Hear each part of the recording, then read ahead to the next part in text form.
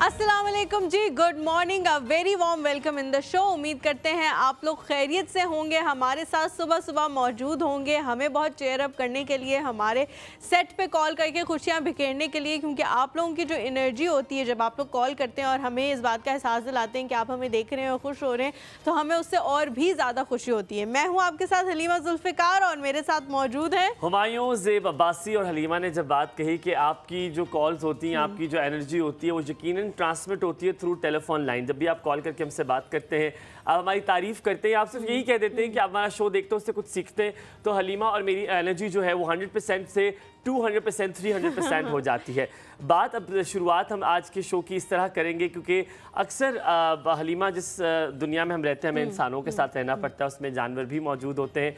हलीमा, एक बहुत बड़ा चीज़ है कि आप मजाक में कोई जुमला किसी को कह जाते हैं, आपके लिए वो मजाक होता है लेकिन दूसरे के लिए वो दुखती रग होती है और उसको वो बात बहुत बुरी तरह चुभ जाती है, लग जाती है। और हम कभी कभी ये एहतियात नहीं करते, ये देखते नहीं हैं, ये सोचते नहीं हैं कि जो बात करने वाले हैं वो कितनी बुरी लग सकती है। बात कर देते हैं तो मजाक कर देते हैं, आपने कहा मजाक कर देते हैं, तो मुझे लगता है there is a very thin difference between मजाक करना और मजाक उड़ाना। और आपको ना अगले बंदे के साथ रह के कुछ पता भी लग जाता है कि उसकी क्या बाउंड्रीज़ हैं। जैसे अब हम इतने ऐसे से एक दूसरे को जानते हैं और एक बहुत ज़्यादा टाइम जो है वो एक दूसरे के साथ स्पेंड करते हैं, तो मुझे पता है कि किन किन चीज़ों में आप सेंसिटिव हैं और आपको पता है कि किन किन चीज़ों में मैं सेंसिटिव हूँ। तो कोशिश करें कि उन चीज़ों के हवाले से मजाक ना करें जिससे किसी को दुख पहुँच सकता है। और अगर हम ऑन द अदर हैंड बात करें कि अल्लाह ताला ने बहुत सारी चीज़ों का बहुत ज़्यादा क्या कहना चाहिए अजर रखा है, बेशक, बेशक, बेशक। और उनमें से एक बहुत बड़ी चीज़ जो है वो सब्र है। अगर किसी की बात आपको बुरी भी लग रही है और आप उसे कन्फ्रंट नहीं कर रहे और आप उसे ये नहीं कह रहे या उसके साथ बदतमीज़ी नहीं कर रहे कि मुझे तुम्हारी बात बहुत बुरी लगी है, तुमने बात मुझे इस तरह से क्यों कही है, और आप सब्र कर लेते हैं, तो अल्लाह ताला उसका अजर आपको देता है। और अल्लाह ताला जिस भी चीज़ का अजर देता है वो फिर उसके ख़जाने इतने बड़े हैं ना कि वो इतना सा नहीं देगा, वो बहुत ज़्यादा देगा, वो बहुत ज़्यादा देगा। और हलीमा, आपने जैसे बात की, अगर बताया ये चले कि आप सल्लल्लाहु अलैहि वसल्लम के नवासों ने भी जब किसी को सिखाना था, कुछ बताना था, वो जानते भी थे कि वो बिल्कुल ठीक है, लेकिन किसी को बताने के लिए भी उन्होंने एक तरीका आजमाया। उन्होंने पहले सोचा, वो कहते हैं ना कि पहले तोलो फिर बोलो, तो ये चीज़ें बहुत ज़्यादा अहम है, ये चीज़ें बहुत ज़्यादा ज़रूरी हैं कि आप सोचें पहले बोलने से। आप सल्लल्लाहु अलैहि वसल्लम के प्यारे दो नवासे, जब किसी को वुज़ू का तरीका ना आ रहा था तो उन्होंने देखा कि ये उम्र में हमसे बहुत बड़े हैं और वो वुज़ू गलत कर रहे हैं, तो हसन हुसैन ने आपस में एक मुकालमा किया और कहा कि देखो क्या मैं ठीक वुज़ू कर रहा हूँ। तो जो बुज़ुर्ग शख्स साथ बैठे थे, मफ़हूम बयान कर रहा हूँ, जो वो साथ बैठे थे, तो उन्होंने कहा कि कैसे हो सकता है कि आप सल्लल्लाहु अलैहि के नवासे जो है, आप सल्लल्लाहु अलैहि वसल्लम के नवासे जो है वो गलत वुज़ू कर सकते हो। बहुत शुक्रिया मुझे सिखाने के लिए, और जिस तरह तुमने सिखाया यकीनन उसका भी शुक्रिया। बहुत यकीनी तौर पे आज 8 मुहर्रम है और मुहर्रम का एहतराम जो है वो हम सब पे वाजिब है और इन दिनों को बहुत ही ज़्यादा इज़्ज़त से मनाया जाता है पाकिस्तान भर में। हमने सोचा कि हम लोग इसके बारे में थोड़ी सी बात करें, लेकिन हर चीज़ को साथ में लेके चलें कि उसका वो जो अयाम है उनका मकसद क्या है। उनका मकसद है कि आप सब्र करें, आपको बहुत सारी चीज़ें वो अयाम जो है वो सिखाते हैं। इसके बारे में मेरे ख्याल से हुमायूं बात करना इसलिए ज़रूरी है क्योंकि हमें कुछ वाक़यात तो याद रहते हैं, लेकिन उनके पीछे जो अल्लाह ताला की मसलहत होती है वो कहीं ना कहीं मिस हो जाती है हमसे।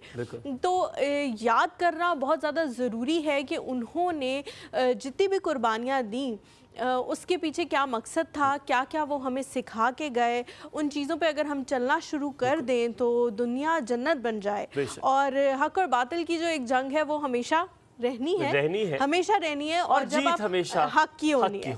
यही मैं कहने वाली थी कि हक पे जब आप रहते हैं तो वो रास्ता मुश्किल है, बहुत मुश्किल है, लेकिन शायद लंबा भी है, शायद लंबा भी है वो रास्ता। वो रास्ता आपने बिल्कुल ठीक बात की, वो रास्ता जो है वो लंबा भी होगा, कठिन भी होगा। हलीमा ने जैसे कहा मुश्किलात भी आएंगी, लेकिन वो हमेशा का रास्ता है। वो रास्ता वो है जिसमें आपको बार बार झूठ नहीं बोलने पड़ेंगे।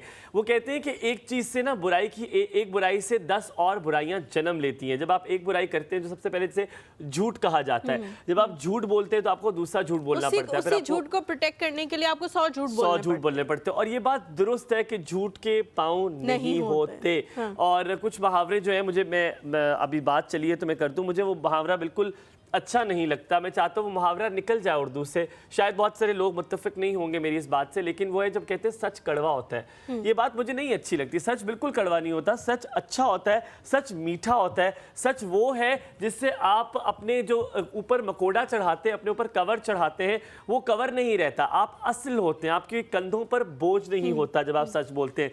तो मेरा नहीं ख्याल सच हलीमा कड़वा होता है। बिल्कुल जी, सच का जो रास्ता है वो बड़ा प्यारा रास्ता है, और जब एक दफ़ा आप सच बोलना शुरू कर देते हैं तो आपके लिए इतनी आसानियां पैदा होने लग जाती हैं। ये बस अल्लाह ताला से आपका कनेक्शन है। अगर आप सारी चीज़ें अल्लाह मियाँ के लिए करेंगे, अल्लाह ताला के लिए करेंगे, उसकी रज़ा के लिए करेंगे, तो चीज़ें जो है बहुत आसान होती रहेंगी। जिस तरह मैंने कहा कि आप अगर किसी की बात आपको बुरी लगती है, हमें भी लगती हैं बहुत सारे लोगों की बातें बुरी लगती हैं, और हमारी तो फील्ड भी ऐसी है कि बहुत सारे लोग बहुत सारे गलत कमेंट्स भी हमारे बारे में पास कर देते हैं। तो मैं तो हमेशा, आज भी कल मेरे ख्याल से गालिबन मैं आपके साथ सुबह शेयर करी थी अपना एक वाक़या कि मैंने सब्र किया उस चीज़ पे, और फिर मैंने सोचा कि या अल्लाह मैं तेरी बारगाह में ये मामला जब उठेगा, जब उठेंगे हम सारे इंशाल्लाह, तो वहाँ मैं पूछूंगी कि क्या मामलात हैं। और फिर जब अल्लाह इंसाफ करता है, अल्लाह ताला इंसाफ करता है और इंसाफ करने वालों को ही पसंद करता है। ये अल्लाह मियाँ की एक बहुत बड़ी सिफ्त है जो बहुत कम लोगों में होती है। आपके अंदर भी यकीनन कोई ना कोई सिफ्त अल्लाह ताला की मौजूद होगी।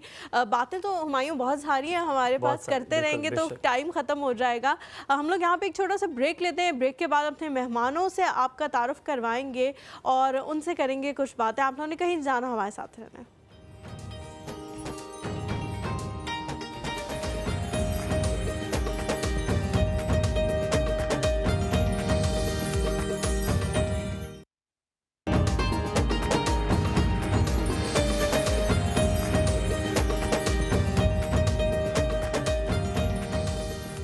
सुबह खैर, एक बार फिर आपको कहेंगे। आप देख रहे हैं एक और सुबह, हुमायूं और हलीमा जुल्फ़िकार आपके साथ मौजूद हैं। ब्रेक से जाने से पहले हम बात कर रहे थे सब्र की, तहम्मुल की, बर्दाश्त की। ये वो सिफ़तें हैं जो यकीनन आप सल्लल्लाहु अलैहि वसल्लम में जा बजा जो है वो मौजूद थी। अगर बात की जाए तो वो छोटे होते हुए हलीमा हमने वो किस्सा पढ़ा था, और वो आज भी किस्सा मुझे याद है। जब भी होते तो वो मिसाल मेरे वालिद साहब मुझे ज़रूर देते हैं कि आप सल्लल्लाहु अलैहि वसल्लम पे एक बूढ़ी औरत कूड़ा फेंका करती थी, और हर रोज़ वो आप पे इसी तरह कूड़ा फेंकती थी। और एक दिन उसने कूड़ा ना फेंका तो आप तजस्सुस में उसके घर चले गए, उसकी खैरियत मालूम की। और जब आप गए तो बूढ़ी औरत ने आवाज़ लगाई, उसके घर में कोई नहीं था, और उसने कहा कि कौन है? तो उसने कहा कि जी मैं अल्लाह का पैगम्बर, आप सल्लल्लाहु अलैहि वसल्लम ने कहा कि मैं हूँ। और वो हैरान हुई, उसने दरवाज़ा खोला और वो यही समझी होगी कि शायद वो कुछ कहने आए होंगे, बुरा भला कहने आए होंगे।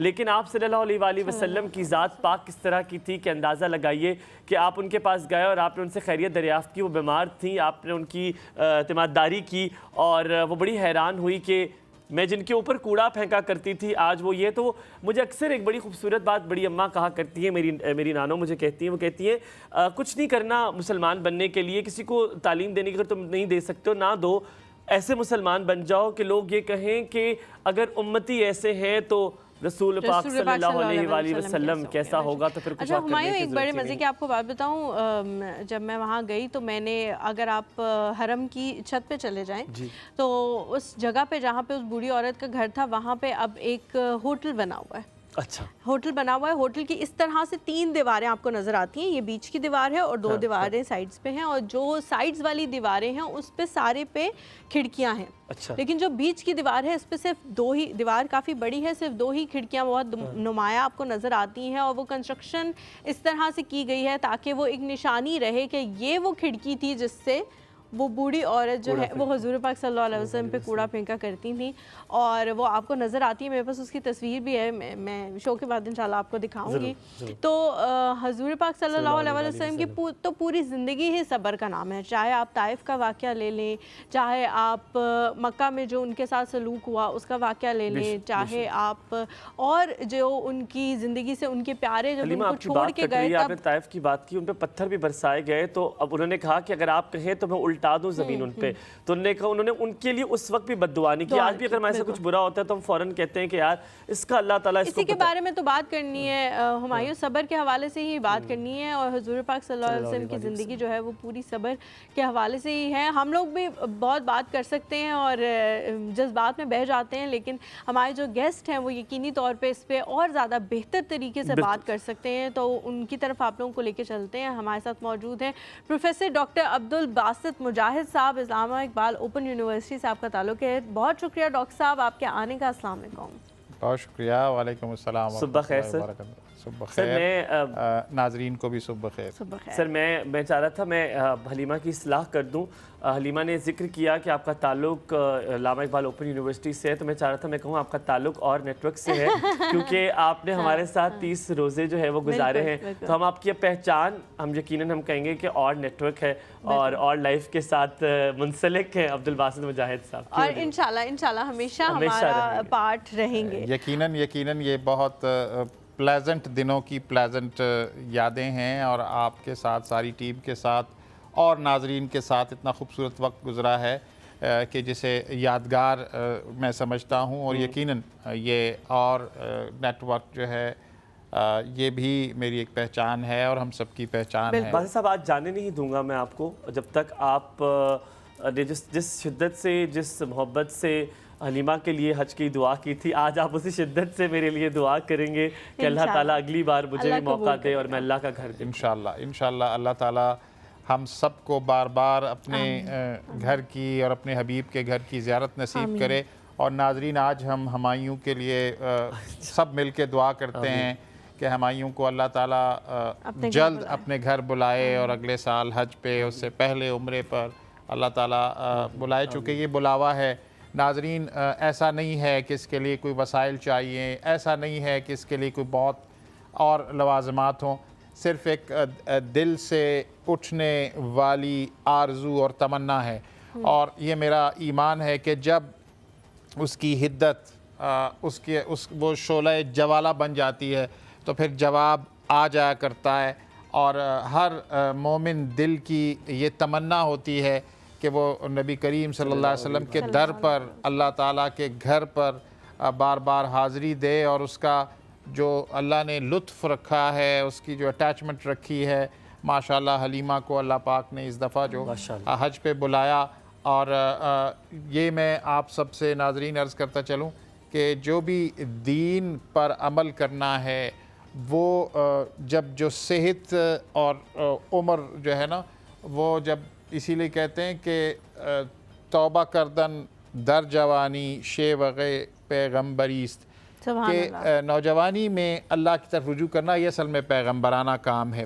تو ہم سب دعا گو ہیں. ابتدا میں ہمایوں نے یہ بات کی ہے اور مجھے یقین ہے کہ انشاءاللہ ڈاکٹر صاحب اس سے پہلے کہ ہم باقاعدہ اپنے موضوع کی طرف جائیں, میرا ایک مسئلہ ہے, میں چاہ رہی ہوں, میرا بہت دل جلا ہوا ہے, یقین جانے بہت زیادہ دل دکھی ہے میرا. میں چاہتی ہوں کہ میں آپ کے ساتھ وہ بات شیئر کروں. میں جواب نہیں دینا چاہتی کیونکہ اس میں کبھی کبھی انسان غرور بھی آ جاتا ہے, بہت سارے فیکٹرز آ جاتے ہیں, کچھ ایسے الفاظ استعمال ہو جاتے ہیں جو میں نہیں کرنا چاہتی استعمال. مجھے صبر ہی مجھے لگتا ہے کہ میں کر سکتی ہوں, لیکن میں چاہتی ہوں کہ آپ شاید اس کا بہتر طریقے سے جواب دے سکیں.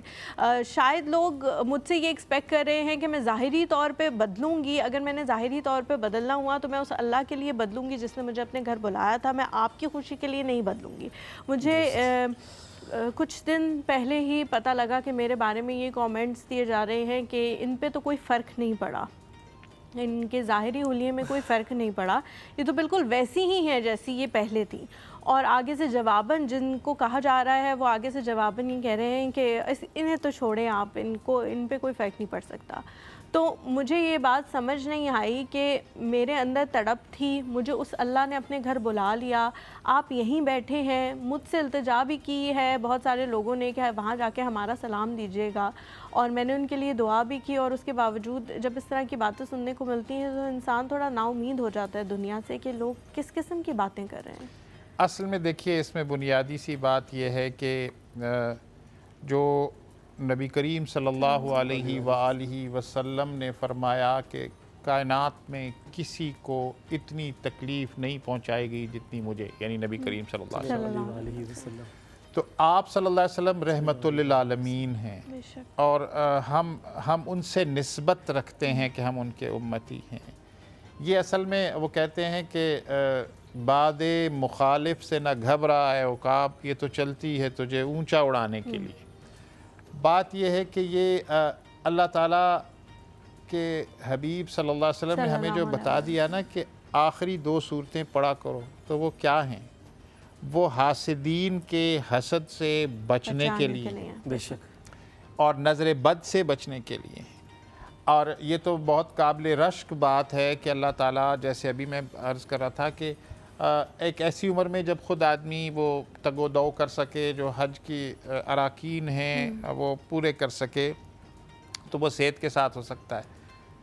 لوگ تو کسی سے بھی راضی نہیں ہوتے۔ ہمیں اصل توجہ یہ کرنی چاہیے کہ ہمارا رب ہم سے راضی ہو، اور ہمارا رب تو ہمیں 70 ماؤں سے زیادہ پیار کرنے والا ہے، اور وہیں ہمیں پناہ لینی ہے۔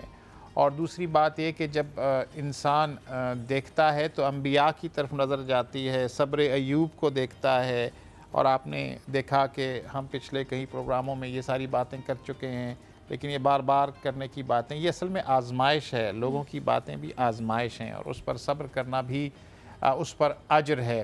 لوگوں کی باتوں پر تو اگر انسان رہے تو وہ جینا دو بھر ہو جائے۔ یہ تو اللہ تعالیٰ نے رزق، اللہ تعالیٰ نے زندگی، اللہ تعالیٰ نے موت اپنے ہاتھ میں رکھی ہے، تبھی تو ہم سروائیو کر رہے ہیں، ورنہ تو انسان کو کھا جائے۔ تو وہ اصل میں لوگ شاید حسد کر رہے ہوتے ہیں، انہیں رشک کرنا چاہیے۔ جیسے آپ ابھی انٹرو میں بات کر رہے تھے نا کہ مذاق کرنے اور مذاق اڑانے میں جو فرق ہے، اسی طرح سے یہ بھی بہت لائن برابر فرق ہے کہ ایک یہ کہ کسی کو کوئی بھلی بات کرتے ہوئے دیکھتے ہوئے اس کو اللہ نے کوئی نعمت دی ہے، اس پہ خوش ہونا، اور خود یہ اللہ سے دعا کرنا کہ مجھے بھی یہ عطا ہو جائے۔ تو یہ تو بڑے نصیب کی بات ہے، کون کس کو بلاتا ہے، کیسے بلاتا ہے، اور وہ انسان کا معاملہ ہے۔ اللہ تعالیٰ نے جس وقت جو کام مقرر کر رکھا ہے وہ یقیناً ہو کر رہتا ہے۔ اور یہ بات تو میں سمجھتا ہوں سارے ناظرین، اور ان ناظرین میں سے بلکہ جو ینگ لوگ ہیں وہ اس بات کا ارادہ کریں۔ یعنی حلیمہ کو ان کے حج پہ جانے سے یہ سبق لینے کی ضرورت ہے کہ بجائے یہ کہ قبر میں جب ٹانگیں لٹک رہی ہوں اس وقت تک مؤخر کیا جاتا رہے کہ اس وقت جائیں۔ اور ایک بات اور میں کہوں گا کہ حلیمہ بھی اس کی تصدیق کریں گی کہ جو انڈونیشین اور ملیشین ینگ لوگ جو وہاں حج پہ نظر آتے ہیں، جی خوش ہو جاتا ہے، اتنی بڑی تعداد میں ہوتے ہیں۔ اور اللہ تعالیٰ جس وقت جس کو بلائے، یہ تو اللہ کی اپنی مرضی، لیکن میں اپنی خواہش کی بات کر رہا ہوں کہ خواہش یہ ہونی چاہیے، چونکہ نبی کریم صلی اللہ علیہ وآلہ وسلم نے ارشاد فرمایا کہ حج مشقت کا کام ہے، تو مشقت جب قواعد اپنی جگہ پر برقرار ہوں۔ اور دوسری بات یہ کہ انسان اگر یہ سوچتا ہے نا میں یہ کام کر لوں گا پھر جاؤں گا، یہ کام کر لوں گا، پہلے گھر آباد کر لیا، پھر اب بچوں کی پھر پڑھائی، بچوں کی تربیت، پھر تعلیم کے بعد ان کو ان کے گھروں میں بھی آنا، اور اس کے بعد تک پھر ایسا ہوتا ہے کہ یہ اللہ تعالیٰ نے سورہ یاسین میں خود فرما دیا ہے کہ انسان جو ہے نا وہ ظاہر گریجولی بڑھاپے کی طرف جاتا ہے، اور پھر اسی طرح اتنا بوڑھا ہو کر اس کی حرکات و سکنات اور قواعد جیسے بچوں کی طرح ہو جاتا ہے۔ تو اس وقت کا انتظار کرنے کی بجائے ہمیں اللہ کے راستے پر جانا، اور یہ جو فرائض ہیں نا ان فرائض میں سے نماز پڑھنا بھی تو ہے، ان فرائض میں سے روزہ رکھنا بھی تو ہے، زکوٰۃ اور حج تو ان پر ہے جن پر اللہ تعالیٰ نے اتنا کرم کیا ہوا ہے کہ وہ اس کا زیادہ راہ کر سکتے ہیں۔ تو ان سب کاموں کو ہمیں کرنا چاہیے۔ اور کہتے ہیں کہ مندر ڈھا دے مسجد ڈھا دے، اور ڈھا دے جو کچھ ڈھینا پر کسے دا دل نہ ڈھاوی، دل وچ تو یہ ہے، ہم سب کو اس کا خیال کرنا چاہیے۔ لیکن صبر پر اللہ تعالیٰ نے اجر رکھا ہوا ہے۔ اور صبر کے حوالے سے ایک بات جو میں کرنا چاہوں گا وہ ذرا ناظرین ڈیفرنٹ سی ہے۔ صبر کے بارے میں ہمارا تو یہ خیال ہے کہ صبر جو چیز نہیں ہو سکتی اس پر ہم صبر کرتے ہیں نیچرلی۔ آپ ہمایوں حاجرہ آپ دیکھیں کہ کیسے حلیمہ کیسے ہم، یہی ہمارا پرسپیکٹیو ہوتا ہے کہ جو چیز ہم نہیں کر سکتے تو اس پر صبر کرتے ہیں۔ تو مجھے ایک واقعہ یاد آتا ہے، اللہ کے ایک ولی تھے، وہ اپنے شاگرد کو انہوں نے اختیار کر لیا اور کہا کہ اب جیسے ہم کہتے ہیں نا کہ اب اس نے گریجویشن کر لیا، پوسٹ گریجویشن کرے، تو کسی اور اللہ کے ولی کے پاس بھیجا. اور وہ زمانے تو یہ سیل فونز کے اور ان چیزوں کے نہیں تھے، نہ گوگل سے ہمیں ایڈریس پتہ چلتے تھے. وہ بس نکل پڑے اللہ کے راستے میں اور وہاں گئے. تو انہیں تو اطلاع تھی کہ کوئی آ رہا ہے سیکھنے کے لیے، کوئی سلوک کی منزل پر چلنے کے لیے. تو وہ انہوں نے پہچان لیا اور کہا کہ کہاں سے آئے ہو؟ بتایا آیا ہوں. تو پوچھا کہ ذرا ایک سوال کا جواب تو دے دو. کہا کہ صبر اور شکر کے بارے میں کیا خیال ہے؟ تو وہ جو سلوک کا راہی تھا وہ تو ابھی سبق سیکھ رہا تھا. تو انہوں نے کہا جیسے میں اور آپ نارملی ہم سمجھتے ہیں. انہوں نے کہا جی جب کوئی چیز نہیں ملتی تو ہم صبر کرتے ہیں، کوئی چیز مل جاتی ہے تو شکر کرتے ہیں. بے شک. تو ایک جو روحانی تصوف کا اور جو خاص لوگوں کا صبر ہے وہ کیا ہوتا ہے، اس سے ہم آج کی ڈسکشن کو دیکھتے ہیں اور اس پرزم میں پھر باقی باتیں کریں گے. انہوں نے کہا اور بڑی سخت بات کہہ دی، کہا کہ ایسا تو ہمارے خطے میں کتے کرتے ہیں. وہ پریشان ہو گئے کہ یہ کیا کہہ دیا، اتنی سخت بات کہہ دی کہ جب اسے کوئی کھانا مل جاتا ہے تو وہ دم ہلانا شروع کر دیتا ہے اور جب نہیں ملتا تو وہ سر ڈھا کے بیٹھ جاتا ہے گویا. تو کہا پھر اس کا مطلب کیا؟ یہ ہے وہ نقطہ جس کو مجھے اور آپ کو، ہم سب کو اپنی زندگیوں میں اڈاپٹ کرنا ہے. وہ کیا ہے کہ جب کوئی چیز مل رہی ہو تو صبر کرو، جب کوئی چیز نہیں مل رہی ہو تو اس پر اللہ کا شکر ادا کرو. کیا بات ہے. ہاں. اور وہ کیسا ہے؟ اصل تو بات یہ ہوئی نا کہ آپ کو اس کو آپ ذرا میں اور آپ اپنی لائف پہ دیکھیں کہ بہت ساری چیزوں پر، جیسے اب رمضان ٹرانسمیشن کی یہ بات کر رہے تھے. رمضان اللہ تعالیٰ نے ایک ہمیں دی. رمضان کیا ہوتا ہے؟ آپ کے سامنے کھانے کی چیزیں موجود ہیں. ایسا تو نہیں کہ آپ صبر اس لیے کر رہے ہیں کہ آپ کے پاس نہیں ہے، آپ کے پاس ہیں اور آپ صبر کر رہے ہیں. آپ صبر کر رہے ہیں، نہیں کھا رہے. بالکل نہیں کھا رہے. تو اس کا مطلب ہے کہ جو اصل فلسفہ کیا ہے کہ آپ کو بہت ساری چیزیں جو آپ کی ایکسیس میں ہیں اس پر آپ صبر کرتے ہیں، اور جو چیزیں نہیں ہیں اس پر شکر کرتے ہیں. تو یہ درس انبیاء کا ہے، یہ درس کربلا کا ہے. آپ دیکھ رہے ہیں کہ جب اون و محمد جاتے ہیں اور وہ اپنی نظر پیش کر دیتے ہیں اور کیسے حضرت زینب سلام اللہ علیہا بھائی سے اجازت بار بار لیتی ہیں کہ ان کو بھی اجازت دی جائے. جب اجازت دی جاتی ہے اور جب وہ ان کے یعنی شہداء کے لاشیں آتے ہیں تو وہ شہداء کے لاشوں کو بی بی زینب سلام اللہ علیہا ہی ریسیو کیا کرتی ہیں، تو وہ موجود نہیں ہوتی. تو پوچھا جاتا ہے کہاں ہیں؟ امام پوچھتے ہیں کہاں ہیں؟ تو کہا وہ سجدہ شکر میں ہیں کہ میرے بچوں نے بھی باقی بچوں کی طرح اپنی راہ پہ جو ہے وہ نظر پیش کر دی اپنی. تو کیا ہوا کہ اس پہ تو صبر تھا نا، لیکن وہ شکر ادا ہو رہا ہے. تو یہ زندگی میں بہت سارے ایسے مراحل آتے ہیں جس میں ہم اب جیسے آپ نے جو ایک کیس کو ہم نے ڈسکس کیا، تو آپ جواب دے سکتے ہو نا کسی کو. تو ہونا اور اس پر صبر کرنا. ایک یہ کہ ایک وہ شخص کے جو کسی کو جواب نہیں دے سکتا ہو، وہ تو اس کے لیے تو مجبوری ہے نا. لیکن جب کرنے کا ہو، اسی طرح مجھے حضرت علی کرم اللہ وجہ کا وہ ایک قول یاد آتا ہے. کہا کہ تم اپنے سے جو کمزور ہے اسی کو پچھاڑ سکتے ہو نا، طاقتور کو تو کچھ نہیں، اپنے برابر کے تو نہیں کر سکتے. تو پہلوان تو وہ ہے نا جو صبر کر لے. چونکہ بات یہ ہے کہ جو آپ کسی کو اگر پچھاڑیں تو وہ تو آپ سے یعنی طاقت میں، اسٹیٹس میں کسی میں کم ہے. تو یہ اصل میں ایک رویے کا نام ہے. اس رویے میں اگر ہم چیزوں کو دیکھنے کا پرسپیکٹیو ہے، پرسپیکٹیو کیسے چینج ہوتا ہے اس کو میں ایک اور بہت ناظرین کے لیے بہت خوبصورت اور ایک ایسی مثال جو ہم سب کے دل کے بہت قریب ہے، اس سے یہ سمجھانے کی اور سمجھنے کی خود بھی کوشش کر رہا ہوں. وہ یہ دیکھیے موت کیا چیز ہے. موت ہم کہتے ہیں کہ انسان ختم ہو گیا، چلا گیا، اس پہ ہم ظاہر افسوس کا اظہار کرتے ہیں، آنکھوں سے اشک رواں ہوتے ہیں اور دل سے جو چیخیں اور آہیں نکل رہی ہوتی ہیں. لیکن یہ صرف چیزوں کو دیکھنے کا پرسپیکٹیو بدل لیں تو بالکل بدل جاتا ہے. کیا ہے جو اللہ کے نیک بندے جس دن جا رہے ہوتے ہیں اس کو عرس کے طور پر منایا جاتا ہے. وہ آخر کون سی خوشی ہے کسی کے جانے کی؟ وہ کیا ہے کہ آپ دیکھیں کہ جو اللہ کا نیک بندہ ہوتا ہے وہ اصل میں اپنے رب سے ملاقات کے لیے جا رہا ہوتا ہے. اور ہر جو مومن ہے اس کی یہ خواہش ہوتی ہے. اور میں آج کی محرم کی ان بابرکت جو لمحات ہیں ان سے میں اللہ سے میں بھی دعا گو ہوں، آپ سب بھی یہ دعا کیجئے کہ اللہ تعالیٰ ہمیں نبی کریم صلی اللہ علیہ وآلہ وسلم کی پہچان عطا فرمائے اپنی قبور میں۔ کیا بات، وہ آپ ہر کسی کی قبر میں اللہ تعالیٰ کے مشیت سے موجود ہوں گے اور پوچھا جائے گا کہ یہ کون ہیں، تو جو لوگ ان کو پہچان پائیں گے تو ان کو تو اس کی خواہش ہونی چاہیے نا کہ وہ لمحہ کب آئے کہ ہم نبی کریم صلی اللہ علیہ وآلہ وسلم کی زیارت کر رہے ہوں اور وہ ہمیں پہچان رہے ہوں،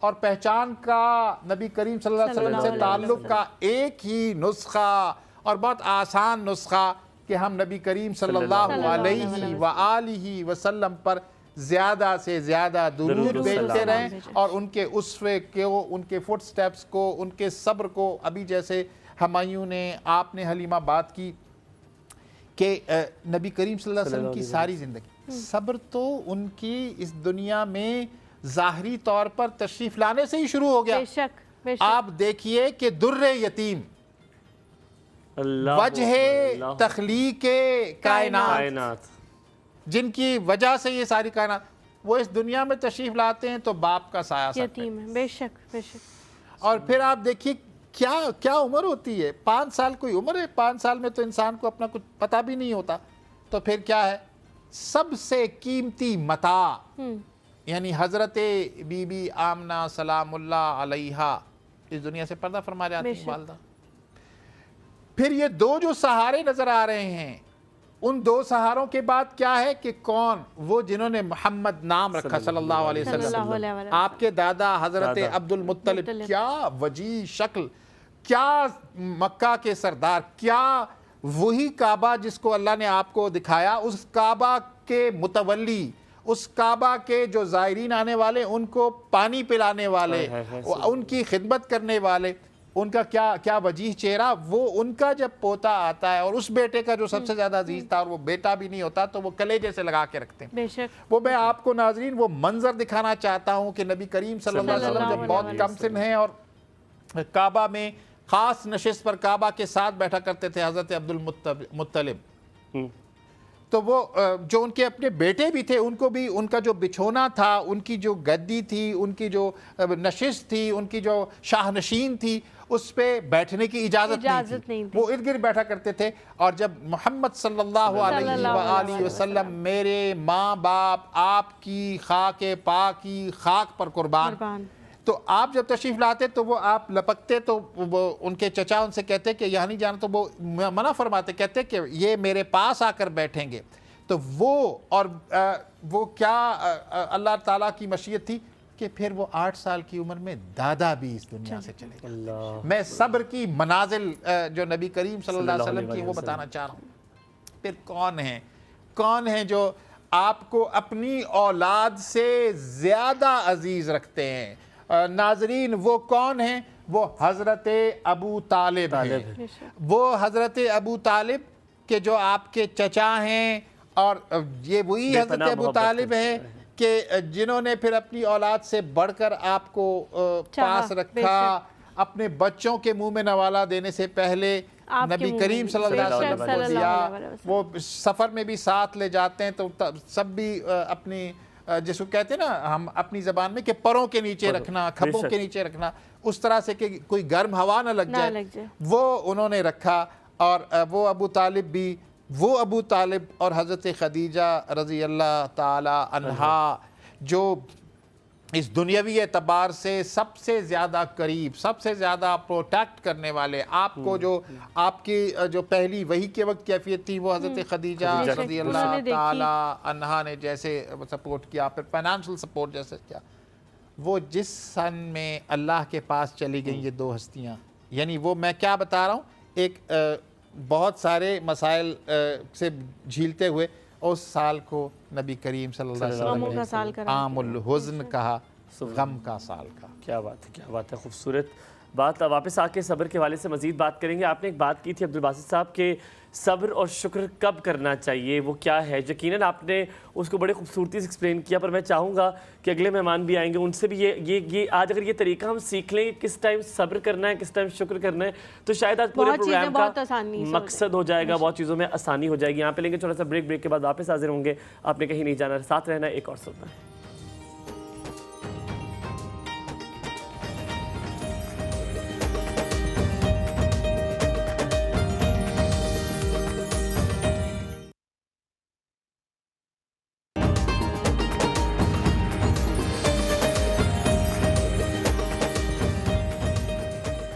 जी, welcome back to the show. हम लोग सब्र के हवाले से बात कर रहे हैं। हुजूर पाक सल्लल्लाहु अलैहि वसल्लम की पूरी ज़िंदगी हमारे सामने है कि किस तरह से उन्होंने सब्र किया। एक छोटा सा वाक़या हुआ है आपके साथ शेयर करना चाहूँगी और हमारे नाज़रीन के साथ। हुजूर पाक सल्लल्लाहु अलैहि वसल्लम जब फ़तह मक्का के मौके पर जा रहे थे, मक्का तो करीब ही एक पहाड़ी है जहाँ पे हज़रत बीबी आमना जो है वो आराम कर रही हैं रज़ी अल्लाह ताला अन्हा।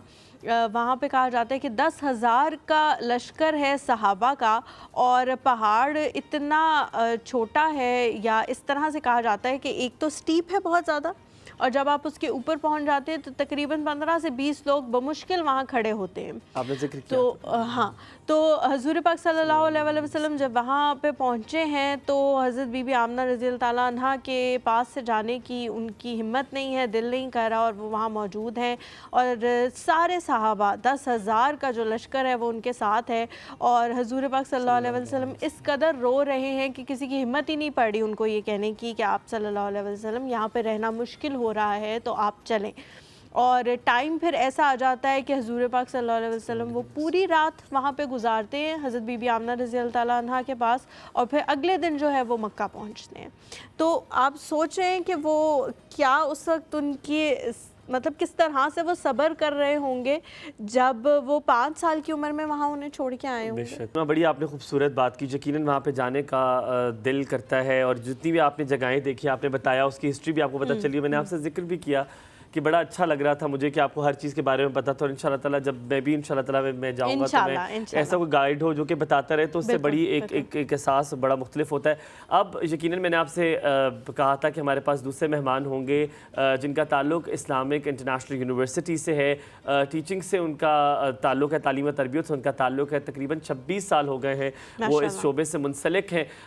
आपको introduce करवाऊँगा doctor Syed Akmal Hussain Tirmidhi Shah साहब से। सर अस्सलाम वालेकुम सर, कैसे हैं? वालेकुम वरहमतुल्लाह। सुबह खैर। सुबह खैर सर, आज बात वो जब डॉक्टर साहब बात कर रहे थे, डॉक्टर अब्दुल बासित साहब, तो यकीनन वो बात इतनी लंबी होती है और मैं और हलीमा टिकटिकी बांध के सर को देखते हैं और हम सिर्फ सुनते हैं। और मुझे उम्मीद है, इरादा मेरा और मेरा ये यकीन है कि जो स्क्रीन के उस पार भी हैं वो सर जब बात करते हैं तो वो इस कनेक्शन से करते हैं कि सब टिकटिकी बांध कर टेलीविज़न को देखते हैं। सर, आपका बहुत शुक्रिया, आज आपने वक्त दिया। सर, शुरुआत वहीं से करेंगे। डॉक्टर साहब ने एक बड़ी खूबसूरत बात की थी कि सब्र कब करना है और शुक्र कब अदा करना है। हम अक्सर अपने साथ वाली गाड़ी में सिग्नल पे भी खड़े होते हैं तो हम देखते हैं तो एक छोटी गाड़ी वाला बड़ी गाड़ी वाले को देखता है कि ये कितनी खूबसूरत गाड़ी है, काश अल्लाह ताला मुझे ये दे दे। उससे बड़ी वाली वाला उसको देखता है। लेकिन अगर आप इसको रेसिप्रोकल करते जाएं नीचे, तो यानी कि हर किसी को पास अल्लाह ताला ने कुछ ना कुछ दिया है और वो शुक्र नहीं कर रहा कि जो छोटी वाली है वो नहीं, मेरे पास तो बड़ी वाली है। रेसिप्रोकल करने का मकसद ये था, मेरे पास जो मौजूद है वो किसी के लिए उसकी दुआ में है, उसको वो चाहिए। अल्लाह ताला ने हमें छत दी, रोटी दी, खाना दिया। हम लोग तो शुक्र तब अदा करते हैं जब कोई बहुत बड़ी चीज़ हो जाए, इसकी बड़ी दुआएं की और फिर कहते हैं अल्लाह तेरा शुक्र है तूने दे दिया। लेकिन हम तब नहीं करते जब किसी को देखते हैं उसके पास वो चीज़ नहीं होती जो आपके पास अबंडेंस में। जिक्र कीजिएगा। बिस्मिल्लाहिर्रहमानिर्रहीम। बड़ी खूबसूरत बातें चल रही हैं और ख़ूबसूरत मौजू है। मैं कुरान पाक से शुरू करूँगा कि औज़ु बिल्लाहि मिनश शैतानिर रजीम बिस्मिल्लाहिर्रहमानिर्रहीम वल अस्र इन्नल इंसान लफ़ी खुस्र इल्लल्लज़ीना आमनू व आमिलुस्सालिहाति व तवासौ बिल हक़्क़ि व तवासौ बिस सब्र। कि कसम है ज़माने की कि इंसान नुकसान में है, मगर वो लोग जो ईमान लाए और सालेह अमल करते रहे और हक़ बात की ताकीद और सब्र की तलकीन करते रहे। सुभान तो जो 4 चीज़ें कामयाबी की बताई गई हैं, कुरान ने बताई हैं, उनमें ईमान लाना, अमल साले करना, हक़ बात करना। हक़ बात और हुसैन, इन दोनों का तो यानी आपस में इतना गहरा ताल्लुक़ है कि जब हक़ की बात की तरफ इशारा किया जाए तो इमाम अली मकाम मुतरादिफ हैं, इमाम अली मकाम इमाम हुसैन अलैहिस्सलाम याद आ जाते हैं। और सब्र की जब बात की जाए तो आप मीनारा नूर हैं सब्र के। तो जो जिस बंदे में ये 4 चीज़ें मौजूद हैं वो नुकसान में नहीं है। तो जिसमें ये 4 चीज़ें मौजूद हैं वो अशरफुल मखलूक है। और अशरफुल मखलूक की भी जब हम मिसाल देना शुरू करें तो चंद बड़ी हस्तियां जो हमें नज़र आती हैं उनमें इमाम अली मकाम इमाम हुसैन अलैहिस्सलाम की ज़ात बाबरकात के। आपने सब्र और शुक्र की बात की तो उसमें भी मैं कुरान का रेफरेंस देना चाहूँगा। लाइन शकर तुम ला अज़ीदन्नकुम वला इन कफ़र तुम ان عذابی لشدید. تو اللہ پاک فرماتے ہیں کہ جب کوئی شکر کرتا ہے، اگر تم شکر گزار بن جاؤ، لئن شکرتم لازیدنکم، تو میں مزید دینے والا ہوں، بہت دیتا ہوں. ولئن کفرتم، اور اگر تم کفر کرو، انکار کرو، ان عذابی لشدید، تو میرا عذاب بہت شدید ہے. تو یہ شکر کا بھی، صبر کا بھی ہمیں یہاں پتہ چل جاتا ہے کہ کس کس مقام پہ شکر کرنا ہے، کس کس مقام پہ صبر کرنا ہے. پہلے ڈاکٹر عبدالباسط صاحب نے بڑی خوبصورت مثال دی تھی امام حسن بصری اور مائی رابعہ بصری کی، کہ ان کے ڈائلاگ میں یہ چیز موجود ہے کہ یعنی صبر جو ہے وہ آپ نے صبر کی جو بات کی ہے، جو ہم سمجھتے ہیں وہ اس لیول کے جو لوگ ہیں ان کے لیے وہ چیز نہیں ہے. تو اس سے زیادہ مجھے یاد آتا ہے کہ اشفاق احمد جو ہیں تلقین شاہ کے نام سے ریڈیو میں پروگرام کیا کرتے تھے. تو وہ لکھتے ہیں کہ میں جب گلگت میں ریڈیو اسٹیشن پہ تھا تو وہاں ایک بابا وہ ہر اس بندے کو کہتے ہیں جو کسی کی مدد کرنے والا ہے، صاحب خیر ہے، وہ کسی بھی لیول پر ہے، کسی بھی گریڈ پر ہے، اس سے تعلق نہیں ہے. جو صاحب خیر ہے وہ بابا ہے. تو وہ کہتے ہیں وہاں ایک چوکیدار تھا، تو وہ اسے گنٹھیا کا مرض تھا، تو وہ بڑی مشکل سے چلتا تھا اور چوکیداری بھی کرتا تھا. تو کہتے ہیں میں صبح جا کے اس سے ملتا اور اس سے حال احوال پوچھتا. تو جب میں اس سے بات کرتا، پوچھتا ہاں جی بابا کیا حال ہے، تو وہ کہتا جی اللہ کا شکر ہے. تو کہتے ہیں کہ یہ جب میں وہاں موجود رہا تو اس کے ساتھ میرا انٹریکشن اس طرح کا چلتا رہا. پھر کچھ عرصہ بعد میری ٹرانسفر ہو گئی، وہاں سے میں ادھر آ گیا، اور کچھ عرصہ بعد میرا ویسے جانے کا اتفاق ہوا. تو میں اسی وجہ سے کہ میں ریڈیو اسٹیشن پہ رہا، میں نے وہاں وزٹ کیا، تو وہاں وہ بابا موجود نہیں تھا. میں نے پوچھا تو انہوں نے بتایا جی کہ وہ گنٹھیا کا مرض شدت اختیار کر گیا ہے اور وہ اب چارپائی پر ہے اور وہ گھر میں ہے. تو کہتے ہیں میں اس کا گھر وہاں ہی تھا، میں اس کے گھر چلا گیا. تو کہتے ہیں کہ اس کے چہرے پر جو رونق اور بشاشت وہ اسی طرح رہتی تھی، وہ یعنی اس مرض کی تکلیف اس کے چہرے پر نظر نہیں آتی تھی، اور واقعی وہ شکر گزار تھا. کہتے ہیں میں گیا، وہ بیڈ پہ لیٹا ہوا، تو میں نے اس سے پوچھا کہ بابا کیا حال ہے، تو کہتا ہے اللہ کا شکر ہے. تو کہتے ہیں کہ وہ اس موقع پر بھی میں نے اس کے چہرے کو دیکھا تو وہ اسی طرح پر رونق، اسی طرح.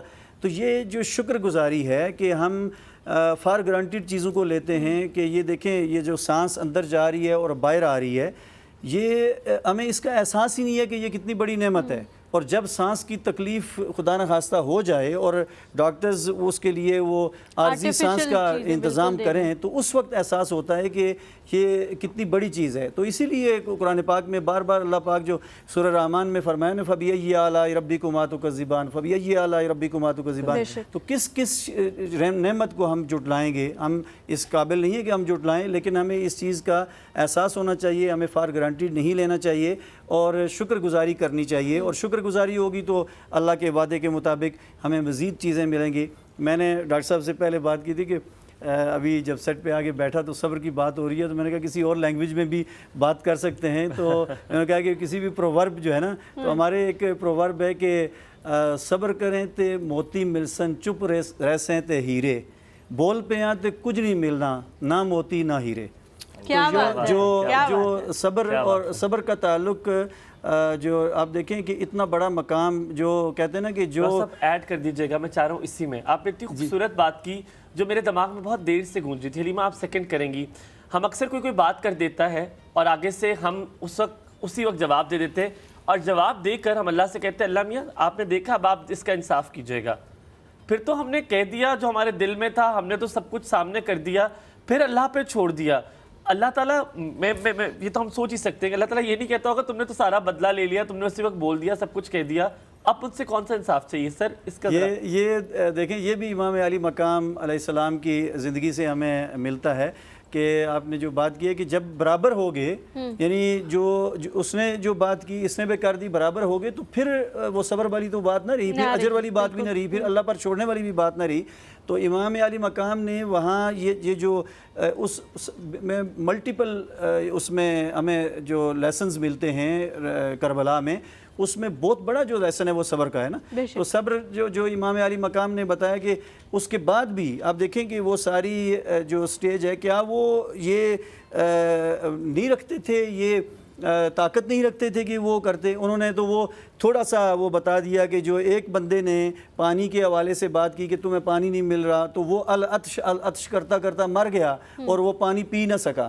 تو وہ تو اللہ پاک کے اتنے محبوب بندے تھے کہ ان کے منہ سے لفظ نکلنے کی دیر تھی کہ وہ سارا جو ہے نا وہ بازی پلٹ جاتی، لیکن انہوں نے تو یہ بتانا تھا نا کہ یہ باطل جو نظام ہے اس کے خلاف میں آیا ہوں، اور اس پر وہ صبر کر کے بیٹھے اور پورے اپنے خاندان کی قربانی دی۔ تو ہم یہ کہا کرتے ہیں کہ آگے ائمہ اہل بیت نے اسی طرح صبر کیا جو امام عالی مقام نے ان کو سکھایا، جس طرح صبر کیا۔ اب دیکھیں کہ امام زین العابدین یعنی عبادت میں اس حد تک چلے گئے کہ انہیں ان کے اصل نام سے لوگ نے بلانا چھوڑ دیا اور امام زین العابدین کہنا شروع کیا، سجاد جو ہے علیہ السلام، تو وہ انہوں نے کبھی بدلے کا نام نہیں لیا۔ بے شک، یعنی ان کے جو فالورز تھے، اور ابھی دیکھیں بنو امیہ کے دور میں بھی، بنو عباس کے دور میں بھی ہمیشہ انہیں یہ تھریٹ رہتی تھی کہ کہیں یہ ائمہ اہل بیت میں سے اگر کوئی کہیں سے گزرتے تو لوگ ان کے پیچھے چلنا شروع ہو جاتے، اور یہ انہیں ہر ایک کو زہر دیا گیا، ہر ایک کو، یا آپ دیکھ لیں کہ ان کے ساتھ جتنے ظلم ہوئے، لیکن انہوں نے کبھی اس پر بدلے کی بات نہیں کی۔ اگر بدلے کی بات کرتے تو وہ جو امام عالی مقام نے قربانی دی تھی وہ رائیگاں چلی جاتی، یعنی وہ صبر انہوں نے کیا اور اس صبر پر قائم رہے، اور وہ جو قربانی دی گئی تھی وہ حق اور باطل میں فرق واضح کرنے کے لیے۔ اگر بدلے کی بات ہوتی تو وہ یقیناً یعنی وہ جو مقصد تھا، جو اس شہادت کا مقصد تھا، جو اس جس آبجیکٹیو کو لے کر امام عالی مقام اس جگہ پر آئے تھے، تو وہ پورا نہ ہوتا۔ تو وہ ہم یہ اکثر میں بات اسٹوڈنٹ سے بھی کرتا ہوں کہ ہمیں وہ اسلامک ہسٹری پڑھاتے ہوئے میں یونیورسٹی میں بتایا کرتا ہوں کہ جو ارلی اسلامک ہسٹری ہے تو اس میں جو پہلا فیز ہے وہ ہے کہ نبی پاک صلی اللہ علیہ وسلم نے ایک تھیوری دی، ایک نظریہ دیا۔ سیکنڈ فیز ہے پریکٹس کا، اور تھرڈ فیز ہے ڈیویشن کا۔ جب ڈیویشن ہوئی تو وہاں ڈٹ جانے والا بندہ کون تھا؟ امام حسین علیہ السلام۔ وہ اس کے سامنے اس باطل معاشی، باطل سیاسی اور باطل معاشرتی نظام کے سامنے ڈٹ گئے کہ یہ وہ نظام نہیں ہے جو میرے نانا لے کر آئے تھے، اور جس پر، اور اس فرق کو جب واضح کیا تو یہ رہتی دنیا تک کے لیے یعنی یہ مثال بن گیا کہ یہ حق کا راستہ ہے اور یہ باطل کا راستہ ہے، اور حق کے راستے پر قائم رہنے کے لیے کسی طرح کی بھی قربانی اگر دینی پڑے تو وہ انسان کو دینے کے لیے ہٹنا چاہیے۔ بالکل جی، حق کے راستے کی بات کریں گے، اور سچ اور جھوٹ کا، جس طرح ہم نے شروع میں نے اور بھائیوں نے بات کی تھی کہ سچ کا راستہ بہت مشکل ہے، لیکن اس میں آگے جا کے آپ کے لیے کتنی آسانی ہے وہ آپ کو پتہ ہونا چاہیے، اور اگر دل میں بھروسہ ہو تو پھر کوئی بھی چیز جو ہے وہ مشکل نہیں ہوتی۔ اسی نوٹ پہ ایک بریک لیتے ہیں، بریک کے بعد جب واپس آئیں گے تو گفتگو کو مزید آگے بڑھائیں گے، کہیں مت جائے گا، ہمارے ساتھ ہیں۔